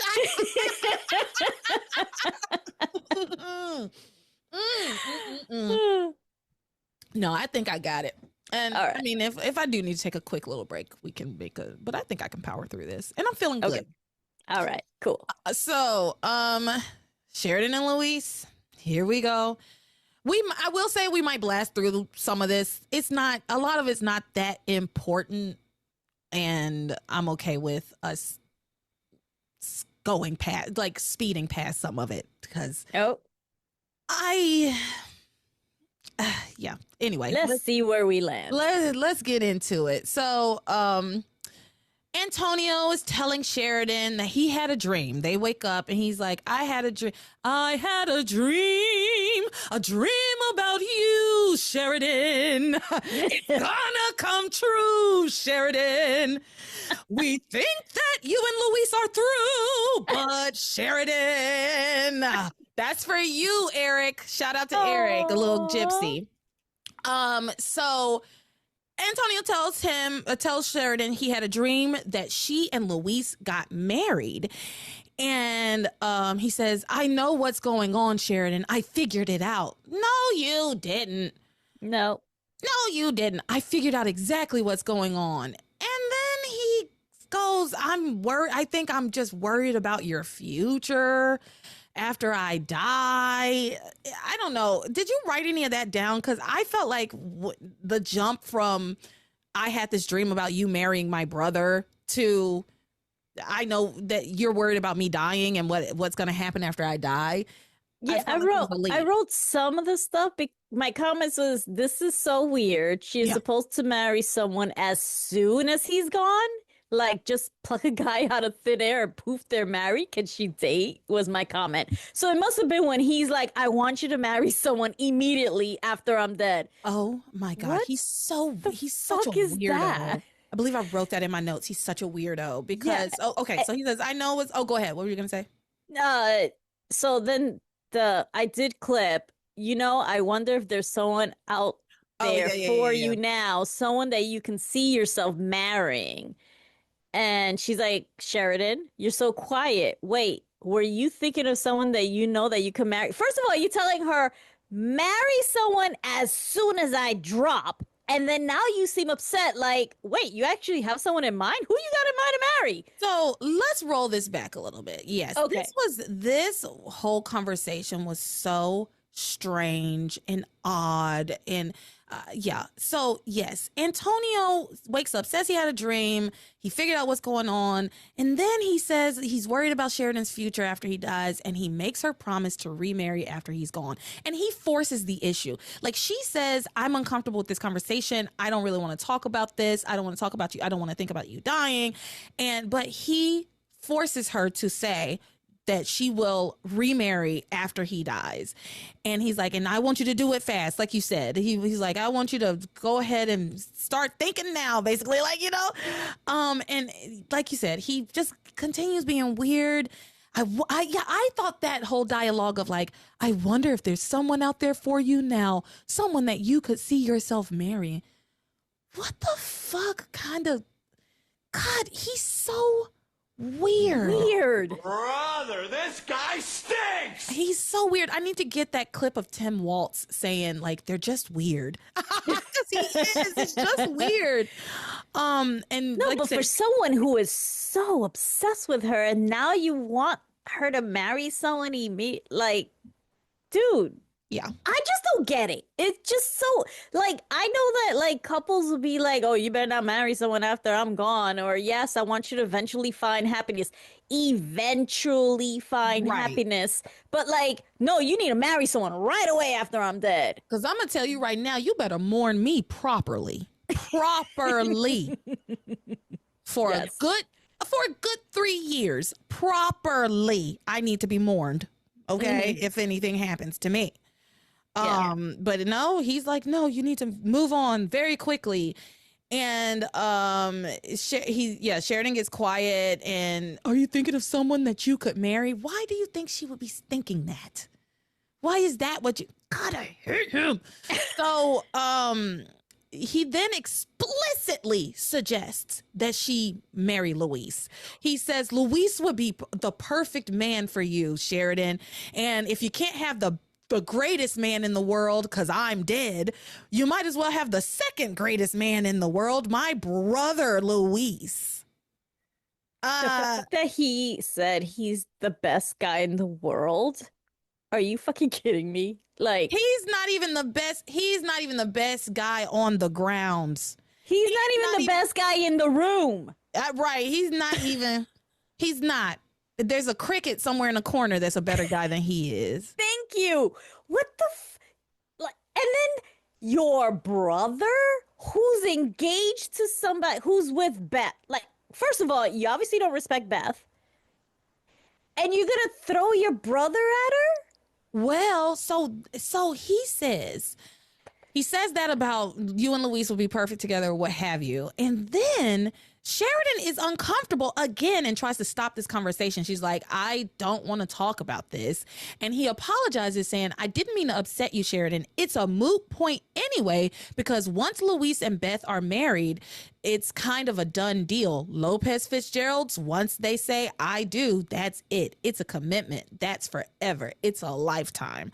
So yeah, Beth is an afterthought for him at that point, right? Like he's like, oh, well, I said Luis, but Luis would be perfect if he wasn't going to be married to Beth. So if he was single, then why are you upset every time they're in the room together and you think you overhear that they're in love with each other? He's so weird. He knows what's going on. It's so grating. And also, like, okay, you're the best guy in the world. Second best is Luis. What, third best is Miguel?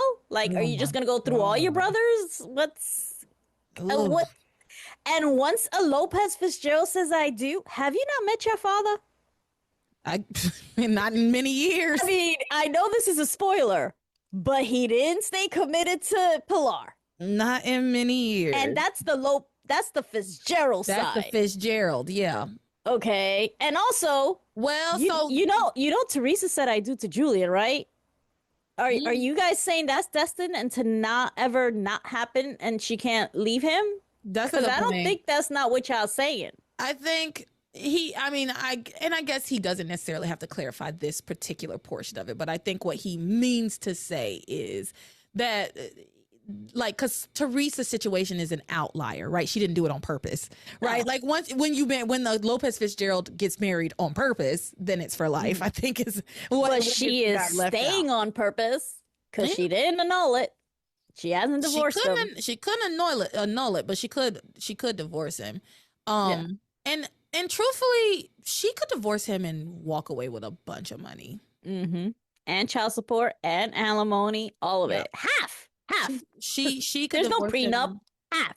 And walk away with a lot, actually. So it is, but she would not maintain any power. And we back on Teresa, but don't mean to. It's just that they mentioned Lopez Fitzgerald, so I think I legitimately am able to bring it up. Okay, yeah, sorry. no, you are. But yeah, so and I was just gonna go back to what we talked about earlier about the fact that Teresa loves having that power. She loves it because she's been powerless her entire life. Yeah, and so I get it. She's gone a little power crazy.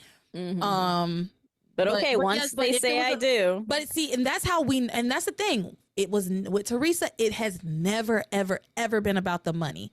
But I do think it's like I said, it is about the power. She does not. I mean, but she'll give it up for Ethan. I mean, I will at least say that. Like Teresa, it is important to her, but Ethan is more important. For Teresa, if she can't have Ethan, she might as well have power. Yeah, which is there's nothing wrong with it. I totally that she can use to at least to try to get Ethan back. Well, not for that purpose. Like, you know, no, you don't agree with that, but that's what's going on. No, not that. But like, if you could just at least have the power and money, because you can't have the guy that you want, live off the power and money. Not to use it to get the guy, because then you're going to lose it anyway. You're not going to then have the power and the money. Teresa. Well, but anyway, back to these Lopez Fitzgerald. Let's go back to the other ones. Yeah, he says once they get married, it's for life, it's forever, it's a lifetime. And then Sheridan blurts out very matter-of-factly. She says, Luis isn't going to marry Beth. That's what she said, period. Luis isn't going to marry Beth, period. That's what she says.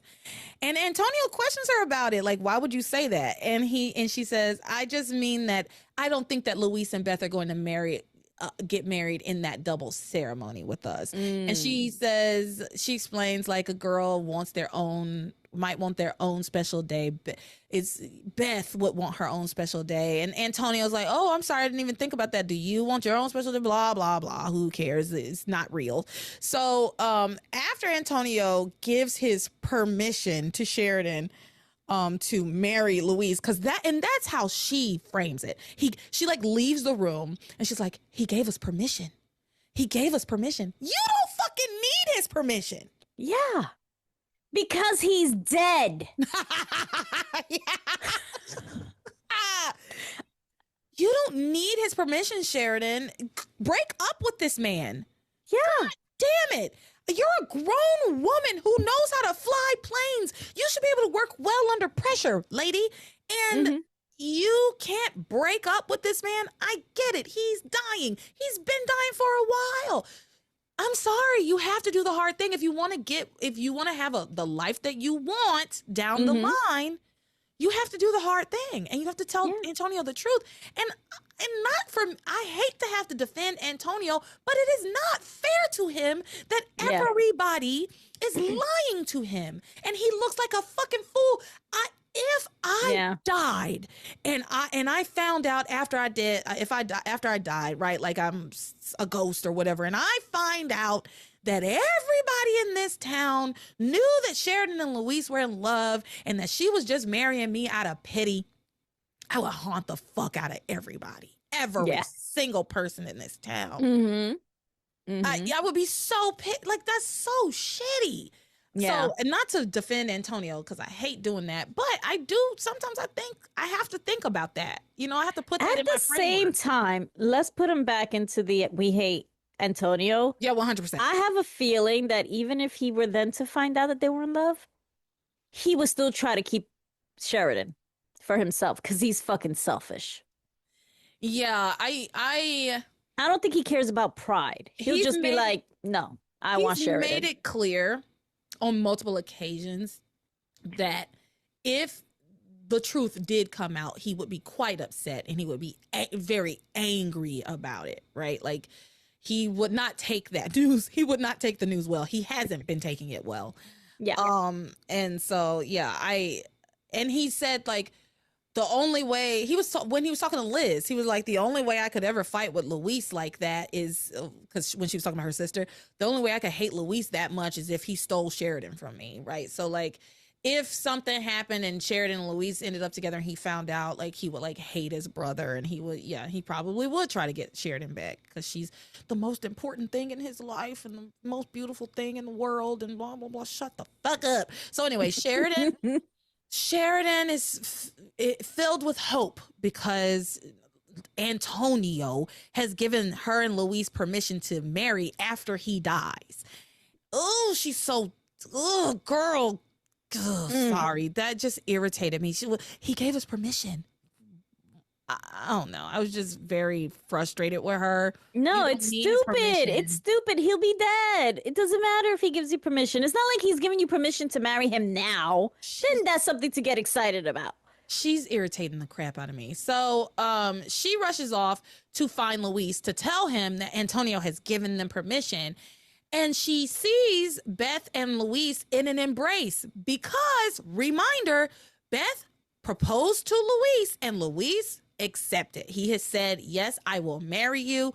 And he has affirmed to her that even after Antonio dies, he will remain faithful to Beth because once he says his vows and says his I do's, like Antonio said, that's it.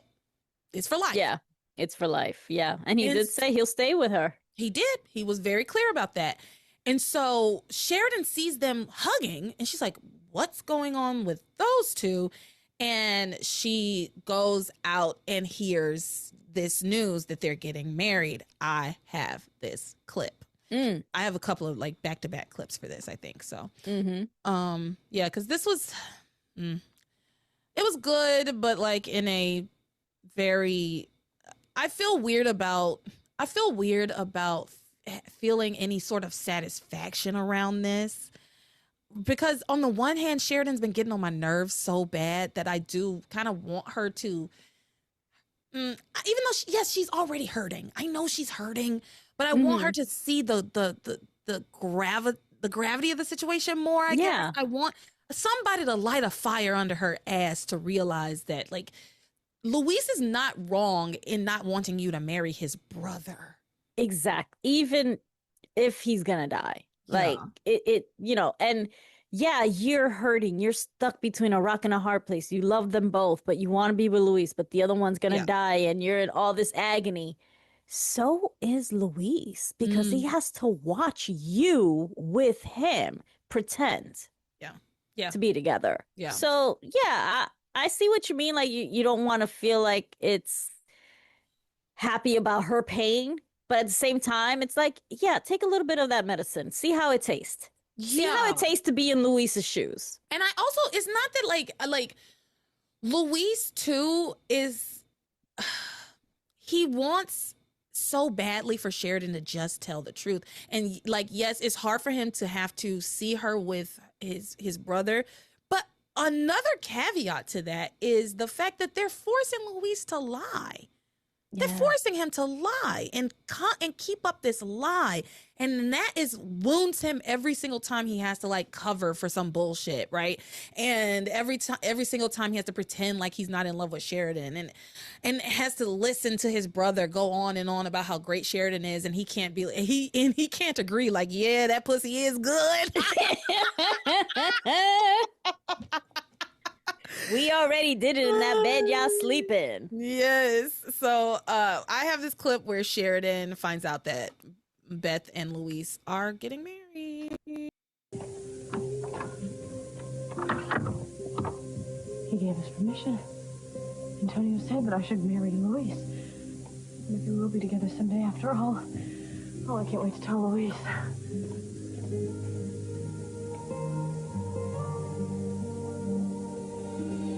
What's going on with them? After we're married, we are going to have a wonderful life as husband and wife. Husband and wife? Yeah, that's right. Sheridan, Luis, and I are going to get married. You know, in the double wedding, just like Antonio wants. We're going to be husband and wife.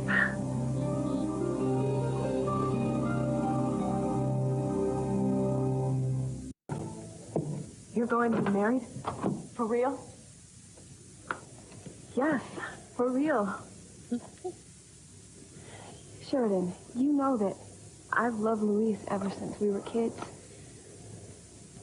And I have tried to be supportive of you while you've been dealing with what's going on with Antonio, even after Luis broke off our engagement.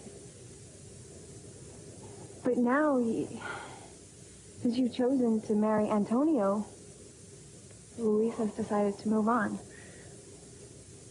I mean, we would have already been married if you hadn't come back home. I'm just so happy that it's finally happening. Oh my gosh, I have so many things to do before our big day. Lists and plans. I will see you later, okay? No.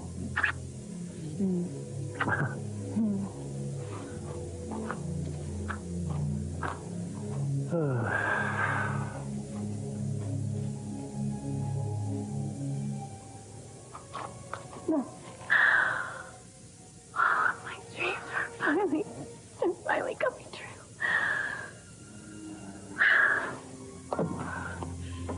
Tell me it's not true. Tell me that you are not marrying Beth. Sorry. I can't tell you that because it is true. I am marrying Beth.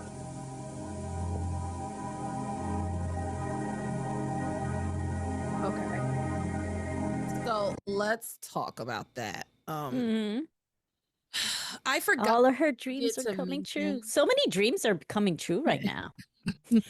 So many dreams come true. It's like everybody's in Disney World getting where dreams come true. Luis, I forgot to mention a conversation that Luis and Beth had before Sheridan came out. Luis, in the spirit of full transparency, he does say to Beth that if Sheridan were free, he would be with her instead. He says that outright. But Beth accepts this and says that she is choosing him with her eyes wide open, saying, I accept your feelings for Sheridan, but it doesn't make me a doormat because I'm making my choice with my eyes wide open. But the fact is, Sheridan isn't available, so I'm taking advantage of the opportunity to be with the man that I have loved my entire life. I've waited so long for this moment for you and I to be married. So with that context baked in here, right? Into this clip, I want to say Luis, while I sort of kind of understand his want to like move on with his life, I'm gonna play another clip wherein he more so explains to Sheridan, like, I've always wanted to get married, I've always wanted to have kids, I've wanted to do these things. You're marrying Antonio. I can't continue to put my life on hold. And also, to Luis's credit, because I was about to shit on him, and I'm still probably gonna shit on him a little bit, but to Luis's credit, he has been putting his life on hold for a long time, right? That's one of the first things we learn about him, is that he put his life on hold. He wasn't able to marry Beth because his father and his brother absconded, right? Yeah. And that he's always wanted to be a family man. And so, you know, this is just yet another setback for Luis. And I think his thinking, and he says so much later on, he has a conversation with Ethan. I think maybe his thinking is it's just not meant to be. Right. And when you think about the track record between him and Sheridan, you start to think, yeah, maybe y'all aren't meant to be together. Right. Like, first you died, then she was buried alive, and she died and came back to life. And now she died again, and now she's back again. But this time she's with your brother, and he's dying, and she was going to marry him so he won't die immediately. And like, yeah, it's a lot. It's so many obstacles for this relationship, when I think to him, if it was meant to be, if we were fated, then would it be so hard for us to be together? Right. They don't know that they have the magic forces working against them, right? That's also true. But we haven't had Tabitha trying to break them up in a long time. She set the spell several lifetimes ago. She put the spell on them. That's true. In a different lifetime, right? Yeah. And so the spell is that they are destined to never be together. So that's one thing that Passions actually did to the end. Right. Sorry, spoilers, everyone. It's one thing they actually got right continuity wise. Yeah. So anyway, that conversation with Beth, where she says, you know, Luis and I were gonna get married before you came back from the dead anyway. Twice though, but that the second time, because they were gonna get married when Antonio left. They were gonna get married when they thought she was dead. So this is like their third try at this. Yeah. And so I do kind of enjoy the fact that Luis is like moving on, but part of me also, and that like Sheridan's like getting a taste of her own medicine, but a part of me also is like, this is a marriage we're talking about. Like it's not like they're just going on a couple of dates. It's a marriage. So we also shouldn't be so flippant about it, right? Like, you're here, so I guess I'll marry you. No. But it's not as flippant, because he does have history with her. He does. You know, he does love her, just not as much as Sheridan, but he does have feelings for her that if there was no Sheridan, he would be with her. So there is a basis there. There's absolutely a very strong and firm basis there. The timing is horrendous. Well, the timing is horrendous, and like, I don't know. It for me, it somewhat mirrors, not obviously not in the larger plot points, but in the timeline kind of situation, it somewhat mirrors what has happened between Ethan, Gwen, and Teresa, right? Like, I want to be with Sheridan. I'm with Beth, but then Sheridan comes back, so I'm with Sheridan, and then Sheridan won't choose me over Antonio, so now I'm just gonna go right back to Beth, even though you just were like, I mean, it's such a big deal that Sheridan came back from the dead for him. Not for him, but like, it's multiple times. Multiple times, but this time in particular, she was dead. He mourned her for months and months and months, and now she's back. And I'm sorry, Luis, you can't wait till a few months till your brother drops dead. I get it. Trust me, I get it. But my devil's advocate in me, advocate in me is like, I get that, but it might not be months. it could be years. It could be years. He's gonna put his life on hold for like what? It could be 10 years. Like, we don't even know when he's gonna drop dead. I guess I also just don't understand why everybody has to get married right now. Like, why right now? Take some time to heal. Right, you just went through a very traumatic experience with Sheridan, right? Take some time to heal. Maybe you're not making the most rational decisions right now. Oh, for sure he's not. But if he was then choosing not to marry Beth, then he would have his brother on his ass making him promise to marry Sheridan after he dies. Yeah, well. And he'll probably wouldn't want him to then marry someone else, and he'll want to keep him there as number 2 for the rest of his life. Yeah, you make a good point. He'd be like, you can't get married. You have to stay single so that Sheridan will have you when I die. Yeah. Yeah. Okay, so after Luis confirms to Sheridan that he's gonna marry Beth, I want to follow Beth home for a little bit. So Beth goes home. She's in a fantastic mood. She tells her mother about finally managing to bag Luis. I'm using bag because they use it so much in these episodes. Like Kay says it. I think Ivy said it. Like, have you bagged Grace yet? And Kay says, like, you can say you bagged Kay Bennett. And I just thought that was funny. So, she's gloating that she's bagged Luis, right? Yeah. And she explains, me and Luis are going to be together forever. And she pulls out these nursing home brochures and she gives them to her mother and tells her, pick one. Because you're going. You're going. Pick one. And then we get a flashback of like Beth's childhood. Now, I want to say, I did not realize, I've been saying for a while that I've always been team Edna's horrible and I hate her. Like, I've always been like this. I don't find much funny about that woman. I'm sorry. I think she's awful to Beth. I do find her funny at times, but how she treats her daughter is horrible. Yes. I find her marginally comedic at times, but the stuff with Beth is almost never funny. Like, it's almost always dark to me. There's been 1 or 2 times where she makes a crack about something and I'm like, that's kind of funny, but it's still so mean and nasty and horrible. Yeah, and I couldn't remember why there was such animosity between the two. And when I saw these episodes, I'm like, oh. Yeah, I did not realize. I didn't remember this. I didn't either. Realize that basically Beth has memories of her mother. Play the clip. I have the clip, but I just want to. The clip isn't. Oh, like it's a clip, and you'll see it and everything, but there's not a whole lot of dialogue to kind of understand what's going on, if that makes sense. Like, a lot of these clips, they're saying what they're doing, but this one, it's a little bit the dialogue is sparse. So I didn't realize that Edna 1 was such like a drunk mother, and she would come home with strange men, and so. Yeah, this clip, that's the setup for this clip, is that this is a flashback of Beth's childhood when her drunk mother comes home with a strange man.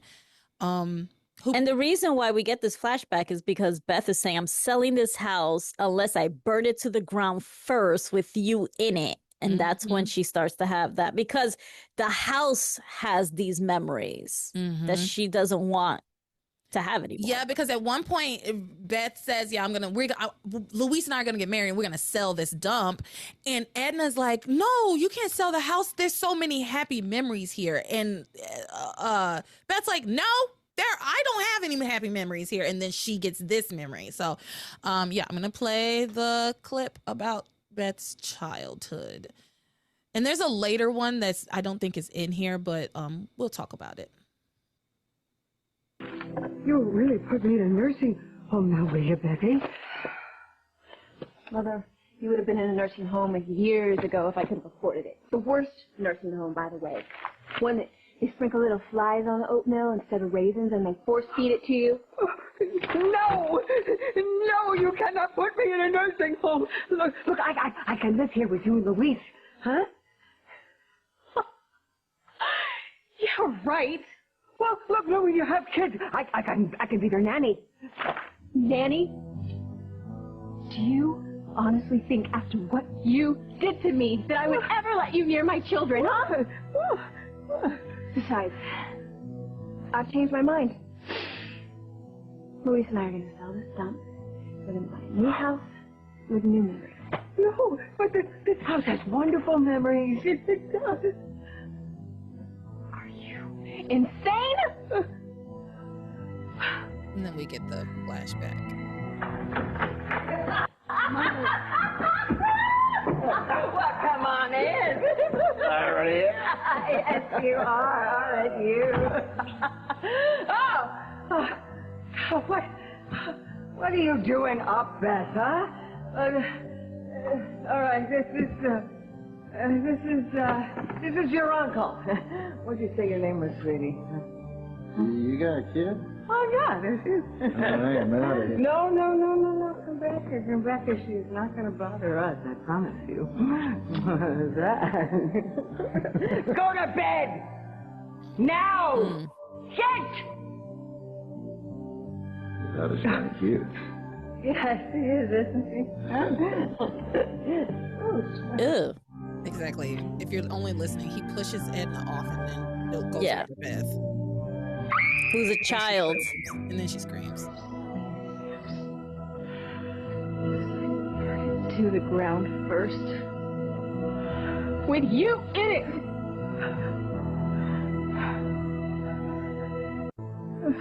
No, Betty, why would you want to destroy a house, our house, that's filled with so many wonderful and nice memories? Horrible memories. No, it wasn't that bad. It was worse. I blocked out other things. The really ugly things. Betty, no, you can't put me in a nursing home. They won't take care of me the way that you will. That is the point, Mother. Because once you're in a home, I don't have to take care of you anymore. Because you've been ruining my life for far too long. But that's going to end the moment I marry Luis. Because I'm going to come over here the next day and sell this place. And you're going to go to a nursing home. Yes. Yes, you are. And then I'm finally going to be free. Free to have a wonderful life with a wonderful man. And you are going to spend the rest of your days strapped to some gurney watching reruns of Weakest Link. I just know. How sweet is that going to be, huh? I don't feel bad for Edna, not one iota. Shout out to the Weakest Link. Shout out. You are the weakest link. I don't feel bad for her. Not one iota. She should have been in a home. She's lucky that Beth takes care of her as much as she does. Yep. Now that I've seen what I've seen, and like and I've said this before, that like Edna, if Edna was my mom, and I didn't even remember the sexual abuse stuff, right? If Edna was my mom, she absolutely would be in a home, and I would not be going to see her. I would not, just based on the way she talks to Beth. And so with the added understanding of the way Beth was treated as a child and the way her mother brought dangerous men around her, predators around her, and let them prey upon her daughter. Oh my God, it's disgusting. No, she can go directly to hell. Do you hear? And never got her help for it either. No, so besides letting it happen after the fact, even if maybe she was remorseful and never got her help. No, she doesn't even believe it happened. Like she's in denial about it. And like, sure, there's conversations to be had around that. I don't give a shit, because Beth was a child and Edna was an adult, a grown ass woman with a child to take care of, a little person who was her fucking responsibility.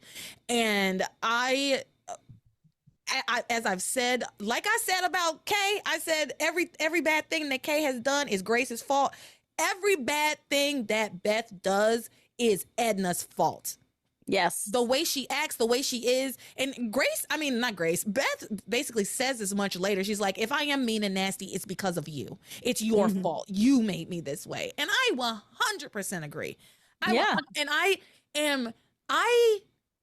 that made me so much more firmly team Beth. It gave me more understanding around her and why she's so willing to basically debase herself to be with Luis.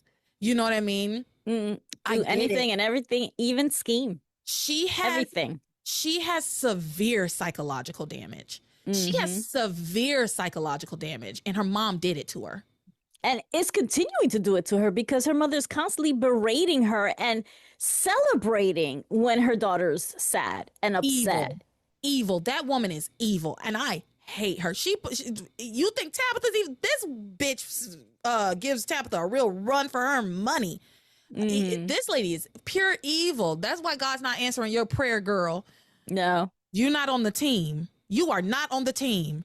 No. And so after that happens, Beth leaves. She's like, I gotta go plan my wedding and my life with Luis. Edna's like, I can't let this happen. I'm gonna stop her. I'm gonna stop my wicked daughter from marrying Luis, even if I have to kill her. Exactly. Oh my God. I wrote that down. I was like, that is so dark. Wow. Kill her? Really? Why do you care that much? Besides the fact that she says she's going to put you in a home. But what do you think will happen to you if Beth is dead? Where do you think you will end up? You think you're going to be able to stay in this house? Social services is not going to let you stay in this house. Nope. And Luis is not taking you in. What do you think is going to happen if you kill Beth and she dies? You're going to be on the street or in a home or in a state-run home. That's exactly where you're going to be. And so now we're going to go back over to the cottage and talk about what happens with Liz shows up to visit Antonio. He gushes about Mary and Sheridan. They also talk about her sister, and she reiterates that her sister's the reason why she could never open up, and that the reason why her and Antonio didn't work out. We know that's a lie. I wish I had my Maury button to say lie detector determined. That was a lie. But I don't have it. She says that lie, that bullshit. And then Antonio says that the only way that he could ever be that angry with Luis is if he tried to steal Sheridan from him, like, shut up. And they talk about their friendship and then she talks about how she'll miss him once he dies. She's like, who am I gonna talk to? What friend will I have? And then he says to her, oh, I have a great idea. I know who would be a great friend for you after I die. Eve Russell would be a great friend for you. And this is when I wrote, why? Because they're both black? Because he doesn't know anything about Eve. I wrote the same thing. It's like, you don't know this woman. You don't know Eve. I know. Like, why wouldn't he say Pilar? My mom would be a great friend to you. Like, Grace, and y'all could both talk about your grief together about the loss of me, and like, but Eve. And he says, from the moment that I first saw you two together, it's like you had an instant rapport, and I'm sure you've got lots of things in common. Why? You could probably build a friendship that could survive anything. This is simply not true. They don't have a rapport. They don't have a rapport at all. Eve avoids her like the plague. And if you really do pay attention, there's constant eye contact that shows they can't stand each other. There's clearly weirdness around them. There's clearly weirdness with them. And why is he trying to get people to be friends and who to marry? It's like, stop trying to control people. Just let them be. I detest him. And so... yeah, so they have that conversation. It's really not important. I just thought that portion of it was kind of weird. And so it was the only note I wrote too. Is like, why is he trying to control people's lives and who they could be friends with and who to marry? He's so gross and sorry, I don't even have the right adjectives to describe him at this point. So he has nothing else to do. Nothing else. Yeah. No job. He's just sitting there just waiting to die and hoping that Sheridan will give him a piece of anything. Because she's not giving him nothing. And mind you, we've gone a couple days and they must have been in the same bed. How is she like stopping him from like molesting her? I don't know. She finds ways. So maybe she's just been drugging him. She did that once. Maybe she's just been doing this. Because she has been giving him pills. Like she has been like, did you take your medicine and giving him pills? So okay, so maybe that's how. Following the revelation that Luis is going to marry Beth, Sheridan's all distraught and she declares her love for him, begs him not to marry Beth. He insists it's over and that she has repeatedly chosen Antonio over him and he is moving on with his life, saying the bottom line is, for whatever reason, you have chosen Antonio time and time again. You've chosen Antonio. Enough is enough. I decided to move on with my life and I decided to move on with Beth. We're going to do what Antonio wants. We're going to have a double wedding. And while you are pledging to spend the rest of your life with Antonio, I'll be standing next to Beth, pledging to spend the rest of my life with her. And now I have a fairly long clip that I will insert here. It's called "It's Over, Sheridan." It's over, Sheridan. Yeah, this is a 5-minute clip, so everybody settle in. Ooh, all right. I have so many clips. No, this is great. And we would love feedback if you guys are enjoying the clips. Let me know if y'all like the clips or not. Please, please, please. Feel free to send me an email. I don't care if you do or don't. Like I'm not gonna be mad if you're like, no, I really don't like that. Please change it, because I might. If a lot of people are like, no, I don't want this. Mm-hmm. I like it, so I think the majority are going to be like, yes, keep it in. I like it too. I think it makes the show a little more dynamic, but some people might have a problem with it. Yeah. All right. And if a lot of people have a problem with it, then I'll. Yeah. But feel free to give suggestions, folks, of things you might want to see on the podcast. Yeah, 100%, for sure. All right, here we go. Mm-hmm. Luis, you can't marry Beth. If you do, then you and I will never be together. Well, my marrying Beth isn't what's keeping us apart. Mm-hmm. Sheridan, what if Antonio's condition suddenly improves? Mm-hmm. Am I supposed to put the rest of my life on hold? Wait for him to die so that you can be free? Luis. Look, Sheridan, there are things that I want. I want a family. I want kids. I want that too, with you. So sure we're going to spend the rest of our lives together. Whatever, we would work it out. And we always will. No. I know that now. No, Luis, you're wrong. Because we are in love. We are deeply in love, and you can't walk away from that. I'm just trying to move on. You have life. to give us a chance. I have. Sheridan, thousands of chances for 3 years. Damn. There are no chances left. Yes, there are. Look, Antonio and I were talking earlier. Or he made me promise that I would remarry as soon as possible after he passes away. And you know who he said would be the most perfect man for me? You, Luis. Me? Yes. I mean, he practically gave us permission to get married. What, is that supposed to make me feel better? Do you think that I want my brother to die? You think that I'm just going to wait around till he dies so that you and I can be together? Please, no. I'm sorry. I didn't mean that. It's just that... Look, I'm trying to find something, all right? Anything that could give me hope that we'll be together someday. I don't have any control over that. You do. You made the choice. You chose to be with Antonio and not me. And I have to believe that that's what you want. But you know that's not true. Come on.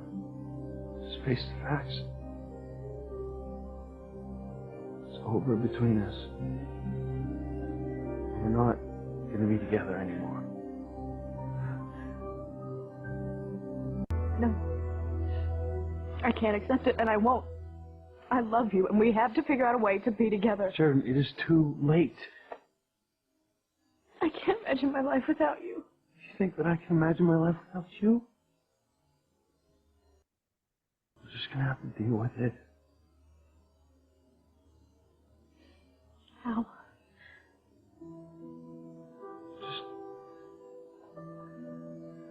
We'll make the best of it. I don't see how. Just gonna have to.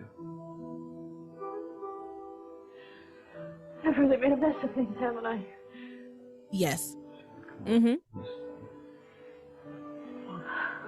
Don't blame yourself, right? Don't you? No. I hope you don't blame me. No, of course not.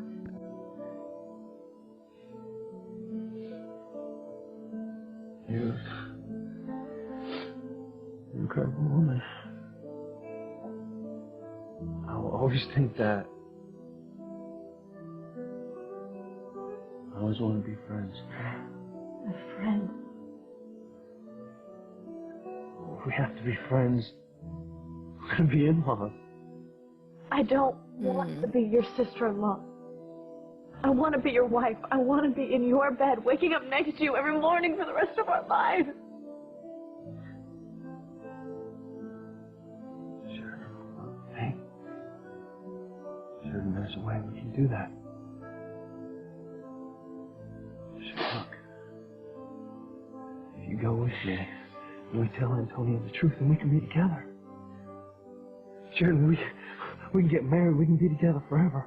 You just said yes to Beth. Yep. You come with me and tell Antonio the truth. But he did tell Beth that if Sheridan was available. Yeah. I can't tell Antonio about us. We would destroy him. Womp womp. That's okay. I understand. You should have heard him earlier. Going on about how much this wedding means to him. Yeah. And before I met you, I always thought I'd be marrying Beth. Well, I guess my instinct was right. I will be marrying Beth.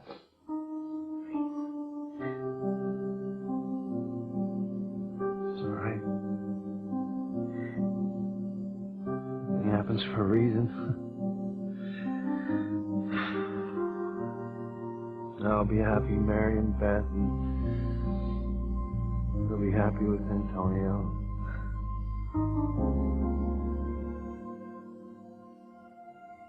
This wasn't meant to be for us.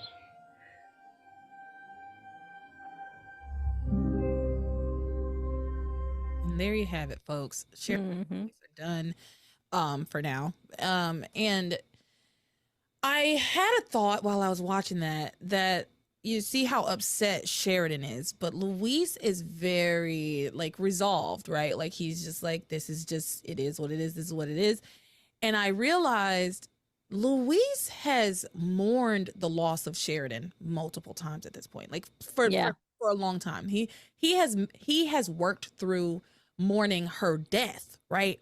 He's mourned the loss of Sheridan. Sheridan has never mourned the loss of Luis, right? And so this is her dead lover. Yeah, but she didn't know who he was.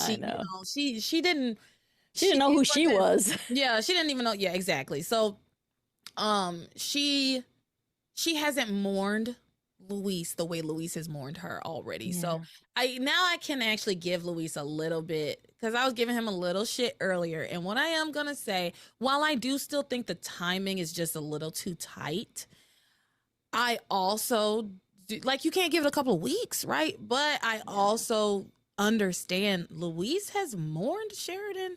And like he said, we've had so many chances over the last 3 years and it's not working.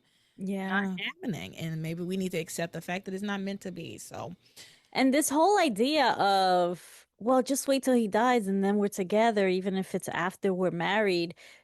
I'm pretty sure Luis made it perfectly clear that if you sleep with my brother, it's over. And if you marry Antonio, how are you not going to sleep with him? Yeah. And I think just the sacrament of marriage in and of itself is like a problem for him, that she would be willing to marry another man, let alone his brother, right? Yeah. But he has said, like, I'm not going to wait for you and, you know, and wait for him to die. And he's talking about it as post-marriage. And you know what? It's morose. It's morose to be waiting around for Antonio to die so he can marry his wife. It wouldn't sit right. It wouldn't sit right with my soul. And like, for me, it just feels like it puts kind of Sheridan in a hard place, but it's also a selfish place because you got one man and you got another man as your backup. And now you're mad that your backup is leaving. She unfortunately, Sheridan refuses to do the hard thing and take the next necessary actions to be with Luis. And Luis is very much an action oriented person, right? Like for Luis, much like me, love is an action word, right? Like when he found out that Sheridan was back, he immediately went and took action and told Beth, no, I can't marry you. Just now, right? He says, you know what? We can be together. You just need to go in there and tell Antonio the truth. And that action would show him like, you do love me and you do want to be with me. And I know that he would, even though he had just told Beth, yes, I will marry you, he would be willing to do the very hard thing of going to break the news to Beth that actually Sheridan and I are going to be together. 100%. Yeah. 100%. Especially that he even already kind of told Beth, yeah, you know, like we wouldn't be together if Sheridan was free. Ugh. And what a gut punch. I know. But even like Beth was like, okay, but like once we get married, after the brother dies and she is free, are you leaving me? And he did say no. He said no. And I think the fact that Beth accepts this and is happy about it really does speak to her mental state and her emotional state. I just feel so bad for Beth. I feel so bad for Beth. She's desperate to get out of her situation. She just wants Luis. And I mean, if she was truly desperate to get out of her situation, she would have married anybody else. Like she would have married Hank by now or somebody, you know. She has said very clearly that Luis is the only man for her. So she is very singular minded on that front. But it's her upbringing. It's her upbringing. It's the way that her mom has treated her. And Luis, she's just decided to cling to Luis as this man that has loved her and being as being a great man too. Because I think she also, based on the fact that her mom was bringing all kinds of men in and out of her house, I think she has a thing about men too, right? And so she was able to get close to Luis, but she might have trouble getting close to other men because she doesn't trust them. And Luis is trustworthy because he's a cop. He's upstanding. I mean, I didn't say he was a good cop. I'm just saying he is a cop, you know, and a good standing member of society, even though he breaks the law, but for good reasons. You know, like she'll put him on a pedestal because he's such a great guy that she doesn't expect him to be someone that would hurt her. Well, and they've had a history, right? They have a long history of being together and him being a loving partner to her. And I think she knows Luis will be a loving partner to her. Any other man is a question mark. Any other man is a risk. Yeah. Oh God, poor Beth. I feel so bad for Beth. All right, let's speed through the rest of this. I'm ready to wrap it up. I'm starting. All right. So, yeah, I just got told dinner's ready, so. Yeah, let's wrap this up in the next 20 minutes. So, Antonio hears Sheridan crying after what the events of the clip we just watched. Antonio hears Sheridan crying and he comes out and Luis covers by saying, oh, I was just telling Sheridan that Beth and I will have the double wedding with y'all after all. So I guess these are happy tears, basically. Antonio's overjoyed. He calls himself the happiest man in the world. The next day we roll over. Sheridan meets Gwen at the jewelry shop wherein Gwen is looking for bridesmaids gifts. For her bridesmaids, right? Yeah. Sheridan explains to Gwen that her relationship with Luis is over, and she explains that they're gonna have this double wedding with Beth and Luis. And Gwen responds with, "I know how much Luis loves you. What did Beth do to take him away from you?" And that I just wrote that down to illustrate, and we're not gonna stop here. We're not gonna stop here. I'll give you a moment to rebut, but we're not gonna stop here. I feel like that's that Gwen saying that illustrates one of the things that irritates me about her. Like, what do you mean? What did Beth do to take Luis? Oh, when you have been watching what's going on with Sheridan and Antonio and Luis and all of this, like, what do you mean? How is it Beth's fault? How is this Beth's fault? Because she's scarred. Okay, it irritated me. Okay, that's fine. I get it. I get why it would irritate you. For me, it's like she is so scarred, she don't trust any woman at this point. Yeah. And that is how Rebecca raised her. Don't trust with other women. That's true. That's true. What was bothering me about this, that's funny that bothered you. For what bothered me is, why are they still friends? Because you weren't even a good friend to her the first time around. You lied and kept the secret about Ethan and Teresa being together. And then you were all about Ethan and Teresa after what he did to her. So why are y'all still friends? I agree. And I've been saying for years that these two women aren't friends. It's just convenient storytelling sometimes. It's like, they're just convenient scene partners sometimes to intertwine these two kind of stories. But they're not friends. It was just kind of, I was like, we don't ever really see you guys together. Ever. So, I haven't seen them together in forever. Yeah. Not Louise, sorry, I'm fading. Sheridan explains that she's gonna marry Antonio. It's not Beth's fault. It's her own fault, basically, because she has chosen Antonio and she wants to marry him to avoid breaking his heart. But because of that, Louise has decided to move on and marry Beth, and Sheridan is devastated. She says she feels like she's lost Louise forever. And Gwen says, well, I think that Beth has taken advantage of the situation. She's not wrong about that. She's not wrong. And you know what I wrote? I said, yes, and so what? Yeah, she is taking advantage of the situation.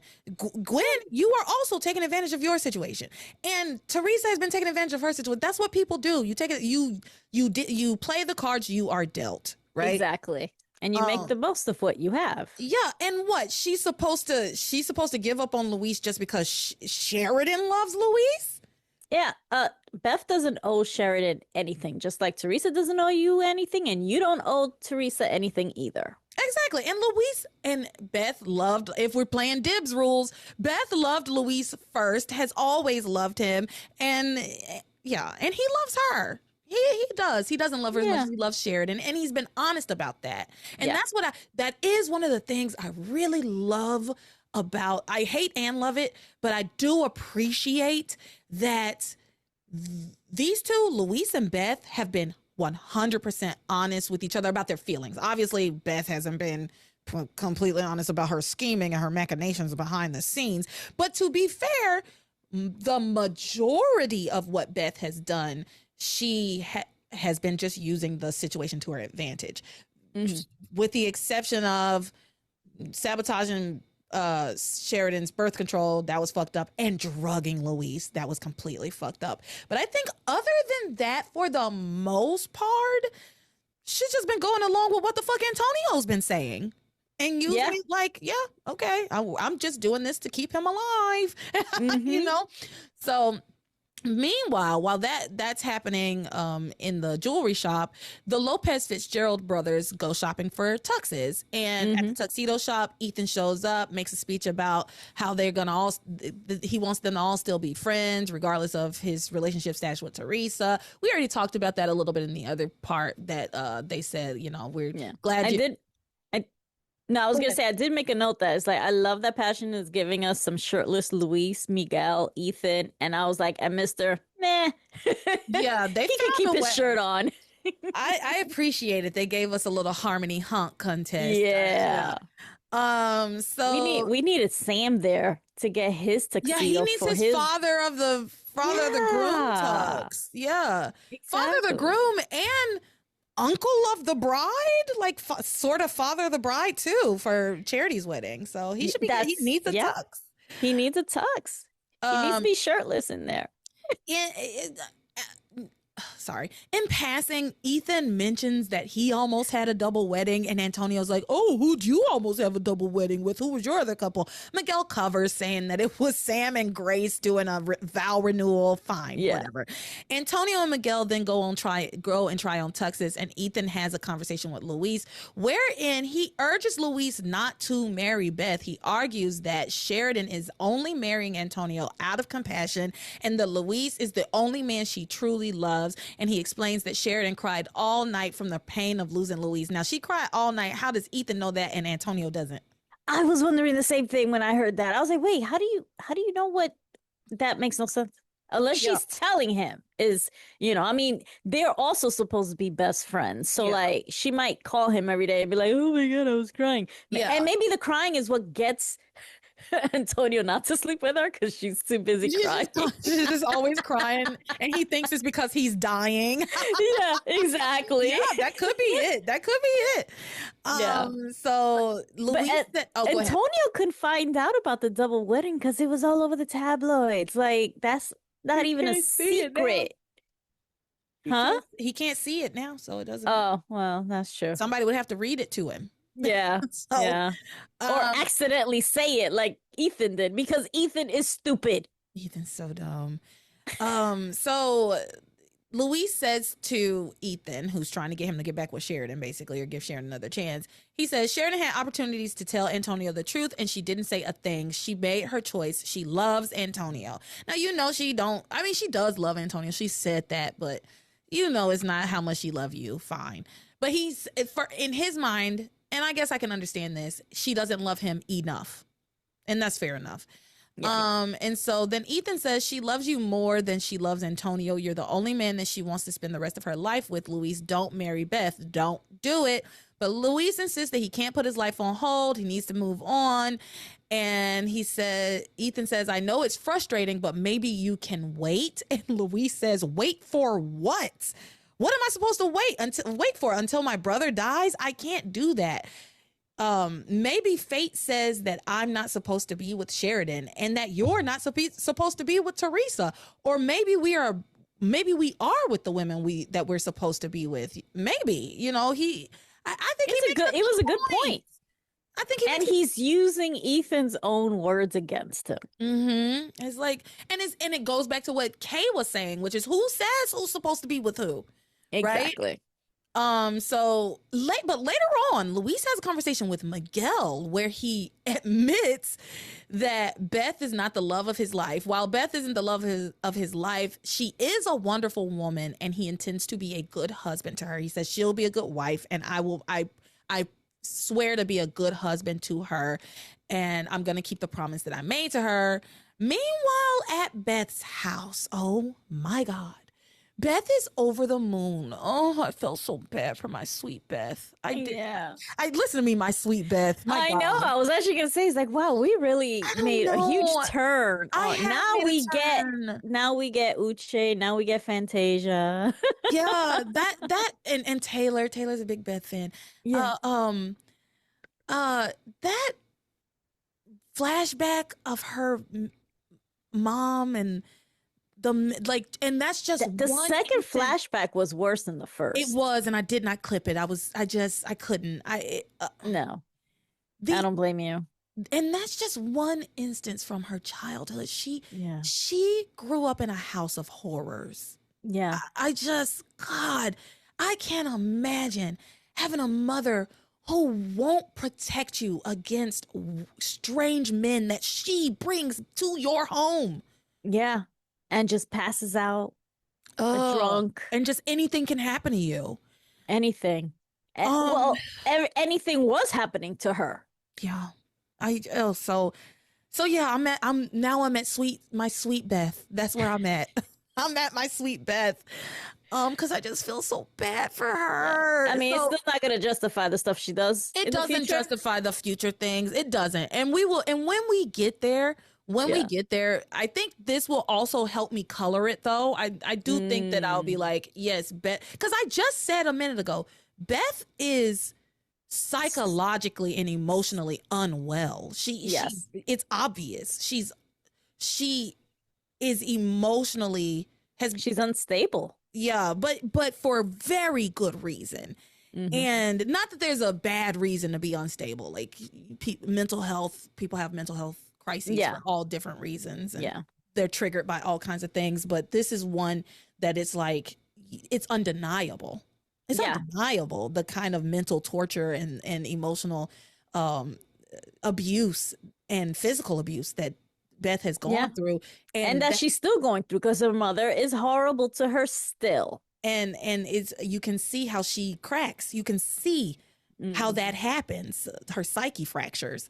So yes, at Beth's house, she has ordered some expensive fabric for her wedding dress, and she's so happy about it. She shows it to her mother. She's like, look, mother, this beautiful fabric is going to be my wedding dress, because she's going to make her own dress and out of this fabric. And she's so excited to marry Luis, and her dreams are finally coming true.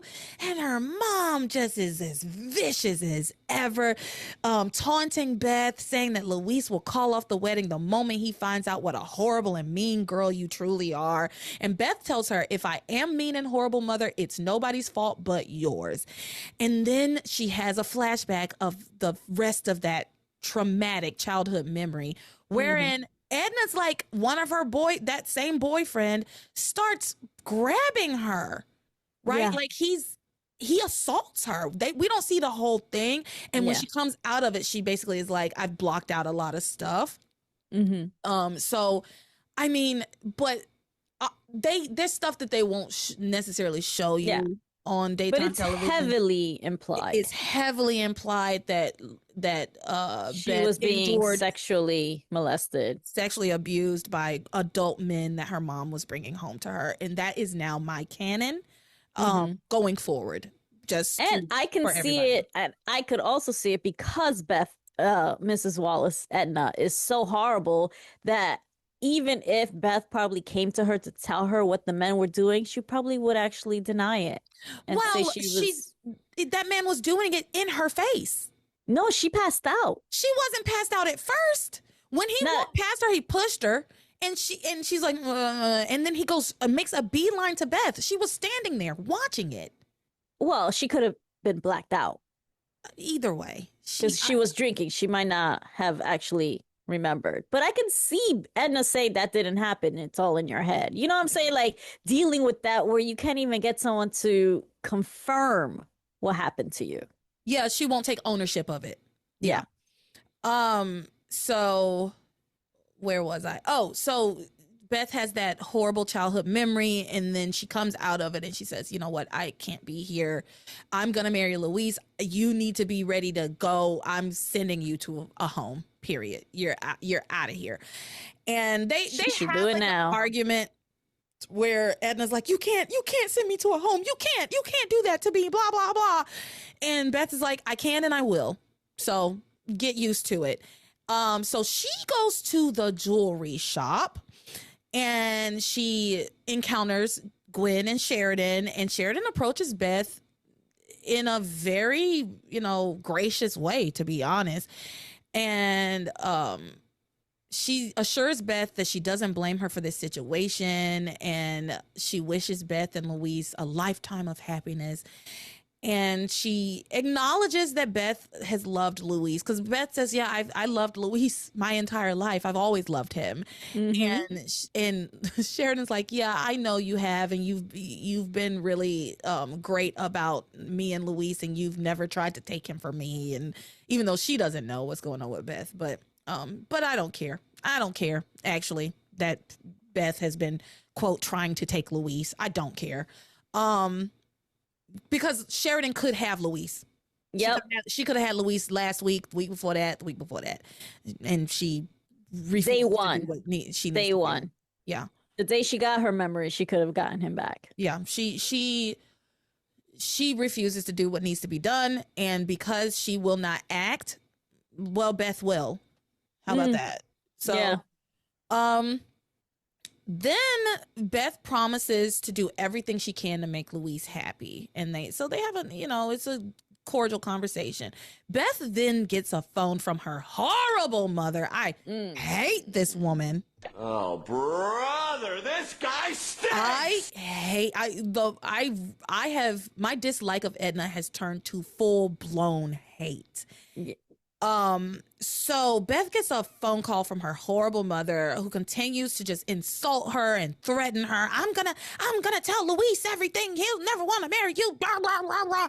And Beth tells her, keep talking. I'm going to send you to the worst nursing home I can find and get you out of my life forever. Yes, good. So when they get off the phone, Edna's alone, enraged at the house, and she's so angry and so worked up that she pees herself. And she pees and makes a puddle on the floor, and she's like, "Oh God, what am I gonna do?" And then that Beth forgot to give her a diaper. Like, you're blaming Beth for peeing on the floor. And then she sees Beth's wedding dress material. She gets the idea, smirks and smiles, grabs the roll of material, of fabric, throws it on the puddle of pee, and then stomps around on it. Oh, brother, this guy stinks! The boo button is below. I have to remember. I meant to do boo. But she does need a sedative. She does need a sedative. Yeah. She needs to be put down. She needs to be put down. Put this bitch down. I wrote, throw this bitch in a home and never look back. That's what I wrote. I was so utterly disgusted by that. Just the nastiness that takes. Yeah. I hate her.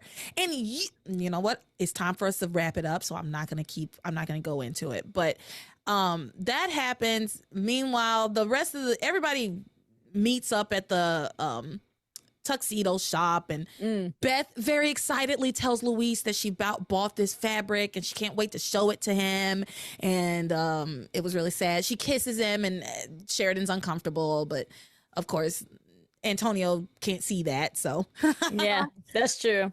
And that's it. That's where we wrap it up for today. You got anything to add before we wrap up? I do want to add that starting with episode 873, we actually start to get on the next passions. I know. I liked those. So I'm thinking it's a great idea, and you should do it, is always clip the last one so that you can give viewers previews of what we could be discussing, or what you would be discussing going forward. Okay, yeah. Did you see the clip that they were like, "A happy holidays" from the cast of Passions? Did you see that? That was in one of my episodes. I don't think whatever. It was like "Happy Holidays" from the cast of Passions and JCPenney. And it was like the whole cast at the Bennett home in like red sweaters and like khaki pants. How did I miss that? Maybe it might not have been in the episode you watched. Like it might not have been in the version that you watched. They might have clipped it out because it was basically like a little ad, but it was in. Yeah. No, I didn't get that. All right, we did it, and I'm ready to get out of here. So with that, Maria, where can the people find you? You can find me on Patreon, or you can email me at gwenfan329@aol.com. All right, and you can find me in the club, bottle full of bug. Now, you can find me on Patreon, patreon.com/passionspodcast. None of those words sounded right. You can find me on Patreon. Go over to patreon.com/passionspodcast and sign up for whatever tier you find most agreeable. And I've been posting more regularly. Putting the clips in the episodes really helps. So I've been posting online more regularly. I don't respond very much to messages on social media. I want to be clear, I don't even text my own mother back. So I don't. My dad sent me like 4 texts today. I have not texted him back. Like, I will talk to you when I talk to you, but I'm not a text person. I don't like texting very much. So if you try to reach out to me on social media, like send me DMs, I'm unlikely going to respond. But if you reach out to me, if you join my Patreon, baby, I'll respond. I promise you I will. You join the Patreon, and you can come and get on the Discord. There's lots of conversation happening on the Discord. It's so fun. So join up the Patreon if you want to become more active part of the community. And with that, you are my passion for life. We did it. Yay.